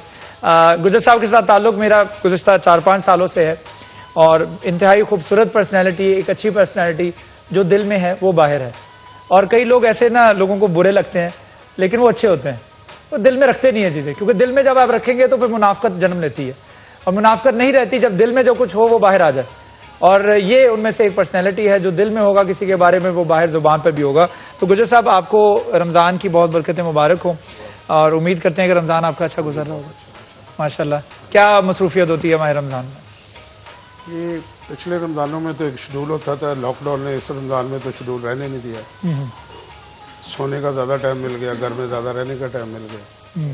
ظہر پڑھ کے نکلتے ہیں تو پھر گھر جا کے روزہ کھولتے ہیں. اس کے درمیان میں 2-3 گھنٹے کہیں محفل ہو، پنچایت ہو گئی، کسی سے ملنا ہو گیا، کسی کے کام کے. میں نے تو یہ کوئی اچھی بھی بات نہیں ہے، اچھی بھی ہے، میں نے تو اتنا پرہیز بھی نہیں کیا. گھومتے رہے ہیں لوگوں کے کاموں میں، پنچایتوں میں، ادھر ادھر. اس رمضان کے ہی اسے 15-16 روزوں کے اندر 2 مرڈر کی صلح ہوئی ہیں، جن کے اوپر بڑی محنت ہوئی ہے، اور اللہ کی رحمت سے بندے باہر آئے. جس میں کل بھی مصروف تھے آپ؟ ہاں، کل بھی میں وہ ہمارے گاؤں شیخ پورہ ادھر گئے ہوئے تھے. تو یہ میں نے تو اتنا اس کا لاک ڈاؤن کا خیال نہیں کیا. باقی اس کی میں تو یہ سمجھتا ہوں جتنی میں نے مشہور ہو گئی ہے، جتنی اس کی دہشت بٹھا دی گئی ہے، مسئلہ تو ہے مگر اتنا بڑا مسئلہ نہیں. اتنا نہیں جتنا بتایا جا رہا ہے. بتایا جا رہا ہے. ٹھیک ہے، لیکن ٹیک کیئر کو تو کرنا ہے، ہماری ذمہ داری بھی ہے، ہماری رسپانسبلٹی بھی ہے. اچھا گجر صاحب، یہ بتا دیجیے گا کہ کاروبار سے سیاست تک کا سفر کس طرح سے، مطلب سیاست کرنا چاہتے تھے یا ایکسیڈنٹلی آ گئے؟ کاروبار تو ہم اصل شیخپورہ کے رہنے والے ہیں. 62 میں فیصل آباد آئے. اس وقت عام لوگوں کی طرح بہت غریب تھے. چھوٹے سے پیمانے پہ مقبور روڈ کے اوپر لکڑی کا کاروبار کیا. اچھا. اس کاروبار میں لکڑی اس وقت بہت بکتی تھی. پھر سوئی گیس آ گیا تو اس کی سیل کم ہو گئی، بند ہو گئی. تو پھر چونکہ ریلیٹڈ تھا ٹیکسٹائل کے ساتھ، وہ ہمارا لکڑی کا کام بھی. تو اسی سوچ کے ایک مشین ہوتی ہے اس میں، پریسنگ کلنڈر اس کو کہتے ہیں، وہ لگا لی. کرتے کرتے کرتے کرتے کرتے آج الحمدللہ سما اللہ کی بڑی رحمت ہے. سیاست میں آنے کی بات، یہ جو چھوٹا ہے شفیق، یہ اس کی شادی ہم نے گوجر میں کر دی. چودھری احسان فوت ہو گئے، 3 دفعہ MP رہے وہاں سے. یہ ہمیں وائرس وہاں سے ملا تو اس کو پھر ہم نے ادھر ایک سب دوستوں نے مل کے 2004 میں قاف دور تھا. مشتاق چیمہ صاحب اس وقت فیڈرل منسٹر تھے، ممتاز چیمہ صاحب اس وقت سٹی ناظم تھے. تو ہم نے ایک الیکشن ان کے مقابلے میں ناظم کا لڑا. اچھا. جو ہم نہیں سمجھتے تھے کہ ہم کبھی بھی جیت پائیں گے، مگر جب رزلٹ آیا تو ہم 72 ووٹوں کے ساتھ وہ الیکشن جیت گئے. اس کو مد نظر رکھتے ہوئے مسلم لیگ نون نے 2008 میں ہمیں ٹکٹ دیا. شفقت کی لیڈرشپ نے، ہماری قیادت نے. تو وہ الیکشن بھی ہم نے 10,000 ووٹ کے ساتھ جیتا. ٹھیک ہے. 2013 میں کچھ مقامی اختلافات، کچھ ایسی باتیں آگے آ گئی جس کی وجہ سے ٹکٹ نہ مل سکا، اور ہم نے پھر وہ آزاد الیکشن لڑا، اور آزاد الیکشن لڑ کے 26,000 ووٹ لیا. پبلک نے بہت پیار کیا. اب 2018 میں ہمیں پھر مسلم لیگ نون کی طرف سے ٹکٹ ملا، لیڈرشپ نے شفقت کی. تو الحمدللہ سما نون کے تو خامی لوگ جیتے ہیں. ان جیتنے والوں میں ہم بھی شمار ہیں. اللہ تعالیٰ نے ہم کو بھی عزت بخشی. ٹھیک ہے. تو یہ سیاست کا تو یہ سفر ہے، مگر اس کو ہم نے بزنس سے بالکل الگ رکھا ہے. ہمارے آپ نے دیکھا ہوا پورے شہر میں جب سے کاروبار کر رہے ہیں، لینے دینے کے معاملات ہوتے ہیں. زندگی میں کسی کیس کے مدعی نہیں ہے اور کسی کے ملزم نہیں ہے. لینے دینے میں وہ نبی کی صلی اللہ علیہ وسلم کی سنت پہ عمل پیرا ہے کہ جس سے لینے ہیں شفقت سے مانگ لو، دے دے گا. ہوئے تو دے دے گا. آپ کا کام چل رہا ہے، اس کا آپ کو اجر ملے گا. اس وجہ سے پورے شہر میں مشہور ہے کہ اگر پیسے کسی کے روکنے ہیں تو وہ زمزم والے کو روک لو، وہ کچھ نہیں کہتے. زبردست. مل بھی جاتے ہیں، رکتے بھی نہیں ہیں وہ، مگر اس میں عزت برقرار رہتی. ٹھیک ہے. ٹھیک ہے. بہت خوبصورت انٹروڈکشن دیا اور پورا سفر بتایا انہوں نے گجر صاحب نے، کس طرح سے کاروبار سے سیاست کا سفر رہا ہے. علامہ ناظم حسین صاحب سے گفتگو کرنا چاہوں گا. علامہ صاحب، ہم گفتگو کر رہے تھے بریک پہ جانے سے پہلے کہ طاہر بھائی نے بتایا کہ ہمارے جو تعلیمی ادارے ہیں اس میں تربیت نہیں ہے، صرف تعلیم دی جا رہی ہے. تو قرآن میں بھی اس کی ایگزامپل ہے، کمثل الحمار یحمل اسفار، کہ وہ پھر گدھے جنہوں نے کتابیں لا دی ہوں، پھر ان کی مثال تو ویسی ہے کہ کتابیں لا دی ہوئی ہیں اور پتہ نہیں کتابوں میں کیا ہے، وزڈم نہیں ہے، حکمت نہیں ہے. تو کیا کہنا چاہیں گے یہ تبدیلی ہمیں واقعی میں جو ہم کتاب میں پڑھ رہے ہیں کہ ہمیں جو قرآن پڑھا رہا ہے ہم اس کے اوپر عمل درآمد نہیں کر پا رہے، یا ہم اس طرح سے اپنے بچوں کی تربیت نہیں کر پا رہے؟ جی، اس سے پہلے جو آپ کا بنیادی بیسک اس کے پیچھے جو سوال تھا کہ ایک غلطی کرتا ہے اس کو دیکھ کے دوسرا تیسرا بھیڑ چال یہ چلتے ہیں، اور اکثر وہ جواز کی دلیل ہی بیان کرتے ہیں کہ جب وہ کر رہے ہیں تو ہم کیوں نہ کریں. تو یہ دراصل ایک تربیت کی کمی ہے. ایک بات اگر ذہن میں بٹھا دی جائے، ایک بات ان کے معافی ضمیر میں بیٹھ جائے کہ کسی کا انجام دینا کسی کام کے جواز کی دلیل نہیں ہے. اگر ایک کام غلط ہے، اگر ساری دنیا بھی اس کو انجام دے تو اللہ کے نزدیک وہ غلط ہی ہوگا، وہ صحیح نہیں ہو سکتا کسی کے انجام دینے یا نہ دینے سے۔ بلکہ یہ قاعدہ کلیہ بیان ہو گیا، حلال محمد حلال الی یوم القیامہ و حرام محمد حرام الی یوم القیامہ۔ جو آپ صلی اللہ علیہ وآلہ وسلم نے جس شے کو جائز ڈکلیئر کر دیا وہ قیامت تک جائز ہے، اور جس کو حرام قرار دیا ناجائز ہے، جو غلط ہے، وہ قیامت تک وہ غلط رہے گا۔ یہ what is right and what is wrong یہ سب ڈیفائنڈ ہے، ہو چکے ہیں، ان سب کی تعریف بیان ہو چکی ہے۔ اب معاشرے کی اصلاح اسی میں ہے کہ تعلیم کے ساتھ ساتھ تربیت کی جائے۔ اب تعلیم کے لیے آیا ہے قرآن کریم، 7 مربی ہیں سرور کائنات صلی اللہ علیہ وآلہ وسلم، جو فرماتے ہیں انما بعثت معلما، مجھے معلم بنا کر، معلم اخلاق، معلم تربیت بنا کے بھیجا گیا ہے۔ تو صرف کتاب کافی نہیں ہے جب تک کہ مربی کاملاً تربیت نہ کرے۔ اب جو زمانے میں کمی نظر آتی ہے وہ چونکہ مادیت کا دور ہے، یہ ہمارا اکنامک سسٹم وہ کیپیٹلزم ہے، پیسے کی دوڑ ہے۔ ہم اگر سکول میں بچوں کو داخل کراتے ہیں، کالجز ہیں، یونیورسٹیز ہیں، ہم ان کے دیکھتے ہیں کہ بچوں کے مارکس کیا آتے ہیں، وہاں تعلیم کیسی ہے، تربیت کو ہم کبھی مد نظر رکھتے ہی نہیں ہیں۔ اگر یہی تربیت شروع کی جائے معاشرے کو، اس وقت اسلامی معاشرے کو، پاکستانی معاشرے کو ایک اچھے پڑھے لکھے کی ضرورت ہے، تربیت یافتہ افراد کی ضرورت ہے، صرف پڑھے لکھے افراد کی ضرورت نہیں ہے۔ بالکل، یہاں پر ہم نے ایک کانسیپٹ بنا لیا ہے کہ صرف ہم تعلیمی اداروں میں ڈگریز لینے کے لیے جاتے ہیں اور وہاں پر اپنے بچوں کو صرف ڈگری حاصل کرنے کے لیے تلقین کرتے ہیں۔ وہ بچہ اپنے استاد کے ساتھ بدتمیزی بھی کر رہا ہوتا ہے۔ 7ویں 8ویں جماعت کے میں نے ایسے بچے دیکھے ہیں کہ جن کا بیہیویئر اپنے استاد کے ساتھ ایسے ہی ہوگا جیسے وہ اپنے کسی دوست کے ساتھ گفتگو کر رہے ہیں۔ وہ رسپیکٹ، وہ جو عزت کا لیول جو ہوا کرتا تھا ایک زمانے میں، اب وہ نہیں رہا ہے۔ اور اسی معاشرے میں یہی تبدیلیاں جو بہت زیادہ ہوتی چلی جا رہی ہیں، شاید اس کو دوبارہ سے اپنی حقیقی جگہ پر واپس لانے کے لیے اللہ تعالیٰ نے یہ کورونا وائرس جیسی جو وبا ادھر اس وقت دنیا کو جو ہے وہ لگائی ہے، جس کے نتیجے میں ہم دیکھ رہے ہیں بہت ساری مثبت چیزیں جو ہیں وہ ہو رہی ہیں، جس پر میں گجر صاحب سے بات کرنا چاہوں گا۔ ابھی گجر صاحب یہ بتائیے گا، جیسے کہ ہم نے دیکھا ہے کہ کورونا وائرس پینڈیمک آیا جس کے بعد سے کئی چیزیں اپنی حقیقی شکل میں واپس آنے لگ گئی ہیں۔ ہم نے جہاں پر بچیوں کی شادیوں کے اوپر لاکھوں روپے لگائے جاتے تھے اور ایک والدین جو کہ اپنی پوری زندگی لگا دیتے تھے اس کا جہیز جوڑنے کے لیے، آج وہ صرف 2 کپڑوں میں اپنی بیٹی کو رخصت کر رہے ہیں۔ 4 لوگ آتے ہیں اور وہاں پر آ کے وہ دعوت کی جاتی ہے اور بیٹی کا نکاح ہوتا ہے، اور یہ چیزیں وہ ہیں جو کہ ہمارا دین ہمیں سکھاتا تھا۔ اب جبرن سے ہی، جیسے پنجابی میں کہتے ہیں ڈنڈے سوٹے کے ساتھ ہی صحیح، لیکن اللہ تعالیٰ نے کر کے دکھایا ہے، وہ چیزوں کو واپس وہ لے کے آیا۔ تو یہ کورونا وائرس کا ایک جہاں پر ایک نیگیٹو پہلو بھی ہے، وہاں پر پازیٹو پہلو یہ ہے کہ چیزیں اپنی حقیقی شکل میں واپس آ رہی ہیں۔ کیا کہیں گے اس میں؟ میں مولانا صاحب کی بات کو بڑھاوا دیتے ہوئے، جب ہم نے سارے اختیارات چھین لیے چاچے سے کہ بھتیجے کو کچھ کہنا نہیں، محلے کے بزرگ سے اختیارات چھین لیے کہ ہمارے بچوں کو کچھ کہنا نہیں، استاد سے اختیارات چھین لیے کہ ہمارے اسٹوڈنٹس کو کچھ کہنا نہیں، ہمسائے سے جو حقوق چھین لیے کہ ہمسائے کے بچے کو کچھ کہنا نہیں، پھر برائی نے جنم لیا۔ پھر ایسا ہوا کہ ایک دوسرے کی بات نہیں تو پہلے گاؤں میں ایک آدمی پورا بزرگ کو بات کہہ دیتا تھا، لوگ اس کی تقلید کرتے تھے، اس کی بات مانتے تھے۔ اچھائی آئے گی اسی وقت جب ہم پھر اکٹھے ہو جائیں گے، برے سے نفرت کریں گے، اچھے کی تعریف کریں گے، ہر کسی کو اس کے حق کے مطابق اجازت دیں گے ہماری پلش کر سکیں۔ یہ بات، یہ جو لاک ڈاؤن ہے، جتنا ظلم بڑھ چکا ہے مسلمانوں کے خلاف اور ہماری رسومات کے اندر اور ہماری اونچ نیچ کو مد نظر نہ رکھتے ہوئے، میں نے بہت کچھ سیکھا ہے اخوت سے، ڈاکٹر امجد ثاقب سے۔ میری زندگی کا زائد حصہ ایک طرف اور ان کے ساتھ 6-7 سال کام کرنے کا حصہ جو ایک طرف۔ جب تک ہم دوبارہ بھائی چارے میں نہیں آئیں گے، لاک ڈاؤن نے ہم کو تھوڑا سا بھائی چارے میں ہی دھکیلا ہے واپس، اور اس نے تمیز نہیں کی کہ یہ غریب ہے، یہ اس کا رنگ کالا ہے، یہ گاؤں میں رہتا ہے، یہ مٹی میں لگا ہے، اس کو کرونا لگنا ہے۔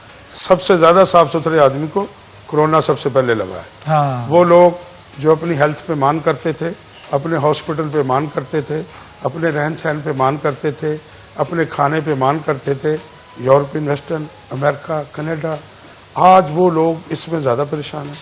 हमारा वो आदमी कहीं उनसे कम परेशान है जो गांव में खेत में बैठ के हाथ के ऊपर रोटी रख के खा लेता है। उसकी इम्यूनिटी ज़्यादा है, उसकी बर्दाश्त ज़्यादा है, उसकी वेल पावर ज़्यादा है। कोरोना आया भी होगा तो उसको सलाम दुआ करके चला गया होगा। हाँ, उसको पता नहीं लगा। और ये ना टेस्ट कराया, ना पता लगा। गोरों में से कोरोना नहीं जा रहा, ज़्यादा उनमें है। उसकी वजह ये है कि जो वो ज़िंदगी गुजार रहे हैं, उस ज़िंदगी के अंदर अब इंशाअल्लाह ताला इसमें बहुत तब्दीली आएगी।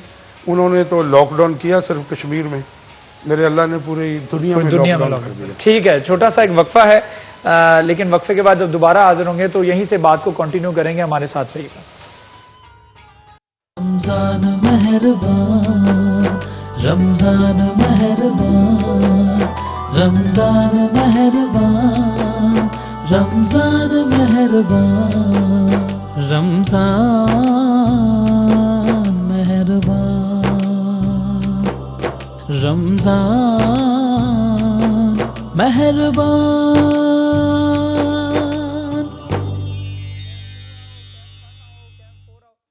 Welcome back. हमारा तीसरा सेगमेंट जारी है और आखिरी सेगमेंट है। हमारे मेहमान हमारे साथ तशरीफ रखते हैं, हबीब गुज्जर साहब तशरीफ रखते हैं, उसके साथ उलमा कराम हमारे साथ तशरीफ रखते हैं। अल्लामा नाज़िम हुसैन साहब हैं, अल्लामा ताहिर रेहान अब्बासी साहब हैं।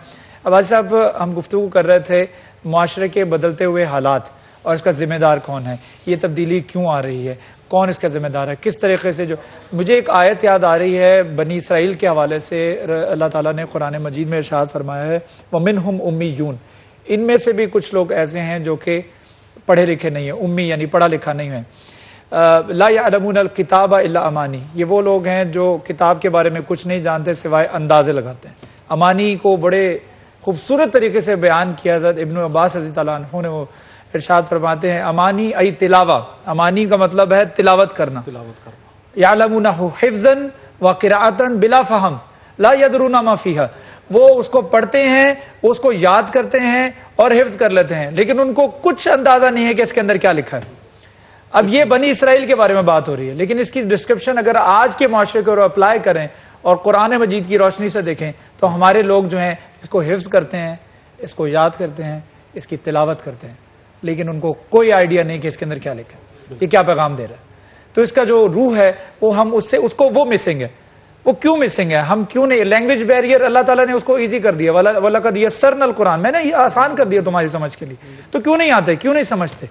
तो हम 80% मेरे टीचर अब डॉक्टर अब्दुल समी कहते हैं 80% आपकी अरबिक जो है वो उर्दू है, क्यों नहीं पढ़ते, तुम्हारे लिए आसान है, पढ़ो, कोशिश तो करो। हम कोशिश नहीं करते, यही वजह। इसके लिए ये है कि जो कुरान करीम की तालीमात हैं उसको हमने पसे पुश डाल दिया है। ठीक है जी, माजरत के साथ पाकिस्तान वजूद में आने के बाद दो तबके बन गए। एक तबके ने कहा जी कि हम तालीम देंगे दुनियावी, एक तबके ने कहा कि हम तालीम देंगे दीनी। अब जिसने दीनी तालीम का बेड़ा लिया उसने उस तालीम में मेहनत भी की, आगे जो है वो सिलसिला पहुंचाया भी, और मेहनत मदारस की सूरत में हो रही है। वहां से कुरान पढ़ने वाले, कुरान समझने वाले जो पैदा हो रहे हैं। मिसाल के तौर पर जो मेरी मस्जिद में कारी साहब मुसल्ला सुना रहे हैं उनका तकरीबन ये 24वां या 25वां मुसल्ला है। ठीक है। और मेरे इलाके में वो वाहिद कारी साहब हैं कि जो कुरान पढ़ते भी हैं, कुरान समझते भी हैं कि मैं क्या पढ़ रहा हूं और समझ भी रहा हूं कि वो और आयात के बदलने से उनका अंदाज बदल जाता है। क्यों? कि उनको कुरान की समझ है। तो मैं माजरत के साथ कहूंगा हम पाकिस्तानी कौम सिर्फ कुरान को सवाब की नीयत से पढ़ते, बस कि पढ़ेंगे तो सवाब होगा, बकाया इसमें अल्लाह का हुक्म क्या है, अल्लाह ताला के अहकामात क्या हैं। इससे पहले मुआशरे की बात चल रही थी, याद रखना अल्लाहुस समद, अल्लाह बेनियाज है, बेउसूल नहीं। अल्लाह के उसूलों में कोई तब्दीली नहीं आती, वो बेनियाज जरूर है, ला मुबद्दिल अली कलिमाती, उसके जो वो बेनियाज है, बेउसूल नहीं। जो मुआशरा वक़्त के नबी की जो है वो सुन्नत पर नहीं चला, अल्लाह के अहकामात नहीं माने, कुरान करीम में वाकयात भरे हुए हैं, अल्लाह ने उस मुआशरे को मिटा दिया।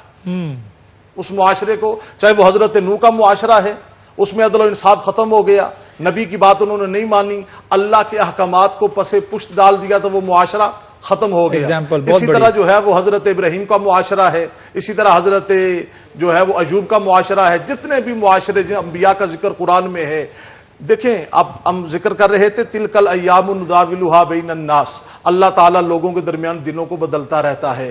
اگر ہم بھی اللہ اور نبی کے احکامات پر نہیں چلیں گے تو ہماری مثال وہ ہے, پتا درخت کے ساتھ رہے سرسبز و شاداب رہتا ہے, جب وہ پتا کٹ جائے وہ سوکھ کر گر جاتا ہے, گر کے سوکھ کے ختم ہو جاتا ہے. اگر اللہ اور اس کے رسول کے ساتھ جڑے رہیں گے تو ہم جو ہے وہ باغ بہار بھی رہیں گے, سرسبز و شاداب بھی رہیں گے.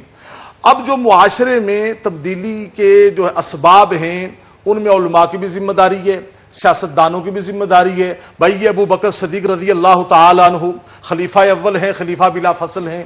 ان کے زمانہ خلافت میں حضرت عمر ان کے پاس آئے. میں بات کو مختصر کرتا ہوں. حضرت عمر نے دیکھا کہ لسٹیں بنی ہوئی ہیں, فلانا بندہ معذور ہے, فلانی عورت بیوہ ہے, فلانا بندہ جہاد میں معذور ہو گیا. لسٹیں بنا دی اور آگے خدمت کرنے والے کا نام لکھ دیا. ایک لسٹ میں عورت کا نام لکھا ہوا ہے مگر آگے خدمت گزار کا نام نہیں لکھا ہوا. حضرت عمر رضی اللہ تعالی عنہ نے فجر کی نماز پڑھی, اس کے دروازے پہ چلے گئے. کہا بوڑھی اماں میں عمر آیا ہوں خدمت کے لیے, کوئی خدمت ہے؟ تو بوڑھی اماں کہتی ہے کہ آپ سے پہلے کوئی آیا تھا, وہ پانی بھی بھر گیا ہے, بکریوں کا جانوروں کا دودھ بھی نکال کے دے گیا ہے, کھانا پکا کے چلا گیا ہے. حضرت عمر بڑے حیران ہوئے کہ نماز فجر کے بعد میں آیا ہوں, ابھی سورج طلوع نہیں ہوا, مجھ سے پہلے کون آیا؟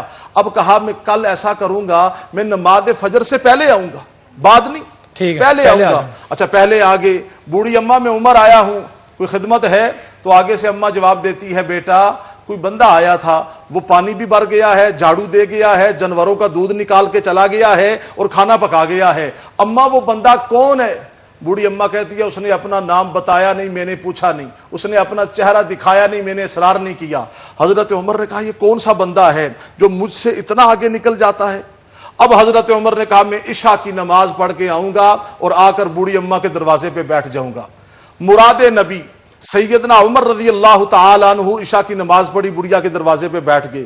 کیا دیکھتے ہیں کہ رات کی تاریکیوں میں وہ جو بوڑھی اماں کے جانوروں کا دودھ نکالنے کے لیے آتا ہے, جو جھاڑو دیتا ہے, بوڑھی اماں کا کھانا پکاتا ہے, وہ کوئی اور نہیں ہے, وہ وقت کا خلیفہ سیدنا ابو بکر صدیق. سبحان اللہ, یہ بھی تو سیاست ہے, یہ بھی تو کیا ہے, سیاست ہے. اور یہی ابو بکر صدیق رضی اللہ تعالی جو نا معاشرہ بدلتا ہے افراد کے بدلنے سے. سیدنا ابو بکر صدیق رضی اللہ تعالیٰ عنہ خلیفہ بنے, صحابہ میں مشورہ ہو رہا ہے کہ ہمارے حکمران کی, ہمارے پرائم منسٹر کی کہہ لیں, ہمارے امیر المؤمنین یا امیر المسلمین کی تنخواہ کیا ہوگی, ماہانہ تنخواہ کیا ہوگی. مشورہ چلتے چلتے حضرت ابو بکر کے پاس آیا, کیا فرماتے ہیں کہ میری تنخواہ ایک مزدور کی تنخواہ کے برابر کر دو. ٹھیک ہے, ٹھیک ہے رحمان صاحب, ایک چھوٹا سا وقفہ ہے, وقفے کے بعد دوبارہ حاضر ہوں گے, ہمارے ساتھ رہیے گا. Welcome back. ہمارا آخری سیگمنٹ جاری ہے. میرے ساتھ تشریف رکھتے ہیں علامہ ناظم حسین صاحب, ان کے ساتھ ساتھ علامہ طاہر ریحان عباسی صاحب میرے ساتھ تشریف رکھتے ہیں, اور حبیب گجر صاحب میرے ساتھ تشریف رکھتے ہیں. گجر صاحب, ہم گفتگو کر رہے تھے معاشرے کی تبدیلی کے حوالے سے. لاک ڈاؤن نے ہم نے دیکھا کہ کافی چیزیں تبدیل کی, کاروبار ڈسٹرب ہوئے.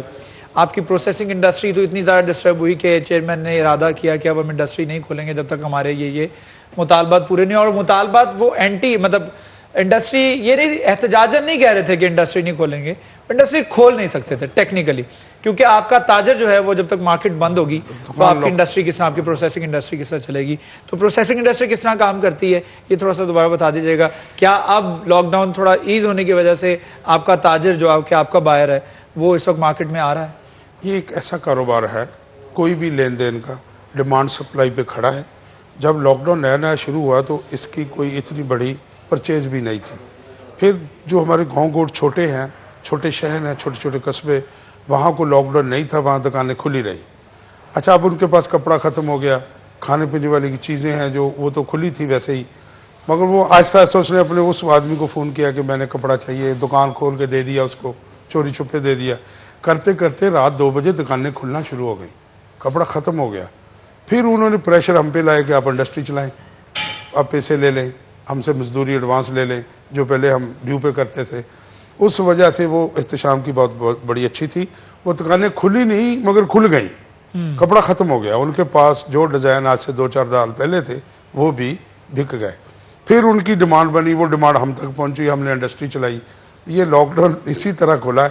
پھر کوئی تھوڑی سی اوپر سے نرمی آ گئی کہ چلو انڈسٹری میں جو لیبر ہے, سب سے بڑی پرابلم ہماری پروسیسنگ انڈسٹری میں اور لوم انڈسٹری میں یہ رہی ہے کہ جو ہمارے پاس ورکر کام کرتا ہے اس سے زیادہ مستحق کوئی نہیں ہے. اس کے حالات کو جتنا میں جانتا ہوں, میں اپنے ملازم کے اور کوئی نہیں بالکل ایسے ہی. وہ ہماری جو میٹنگز ہوتی رہی ہیں اس میں کچھ دوست میرے یہ کہتے تھے کہ ہم ان کو 25% سیلری دے دیتے ہیں, باقی معذرت کر لیتے ہیں. میں نے کہا بھی سال ہا سال ہم نے پیسے کمائے ہیں, ادھر سے ہی کھایا ہے, ترقی ادھر سے کی, اچھی شادیاں ادھر سے کی, ہم نے گھر بنائے.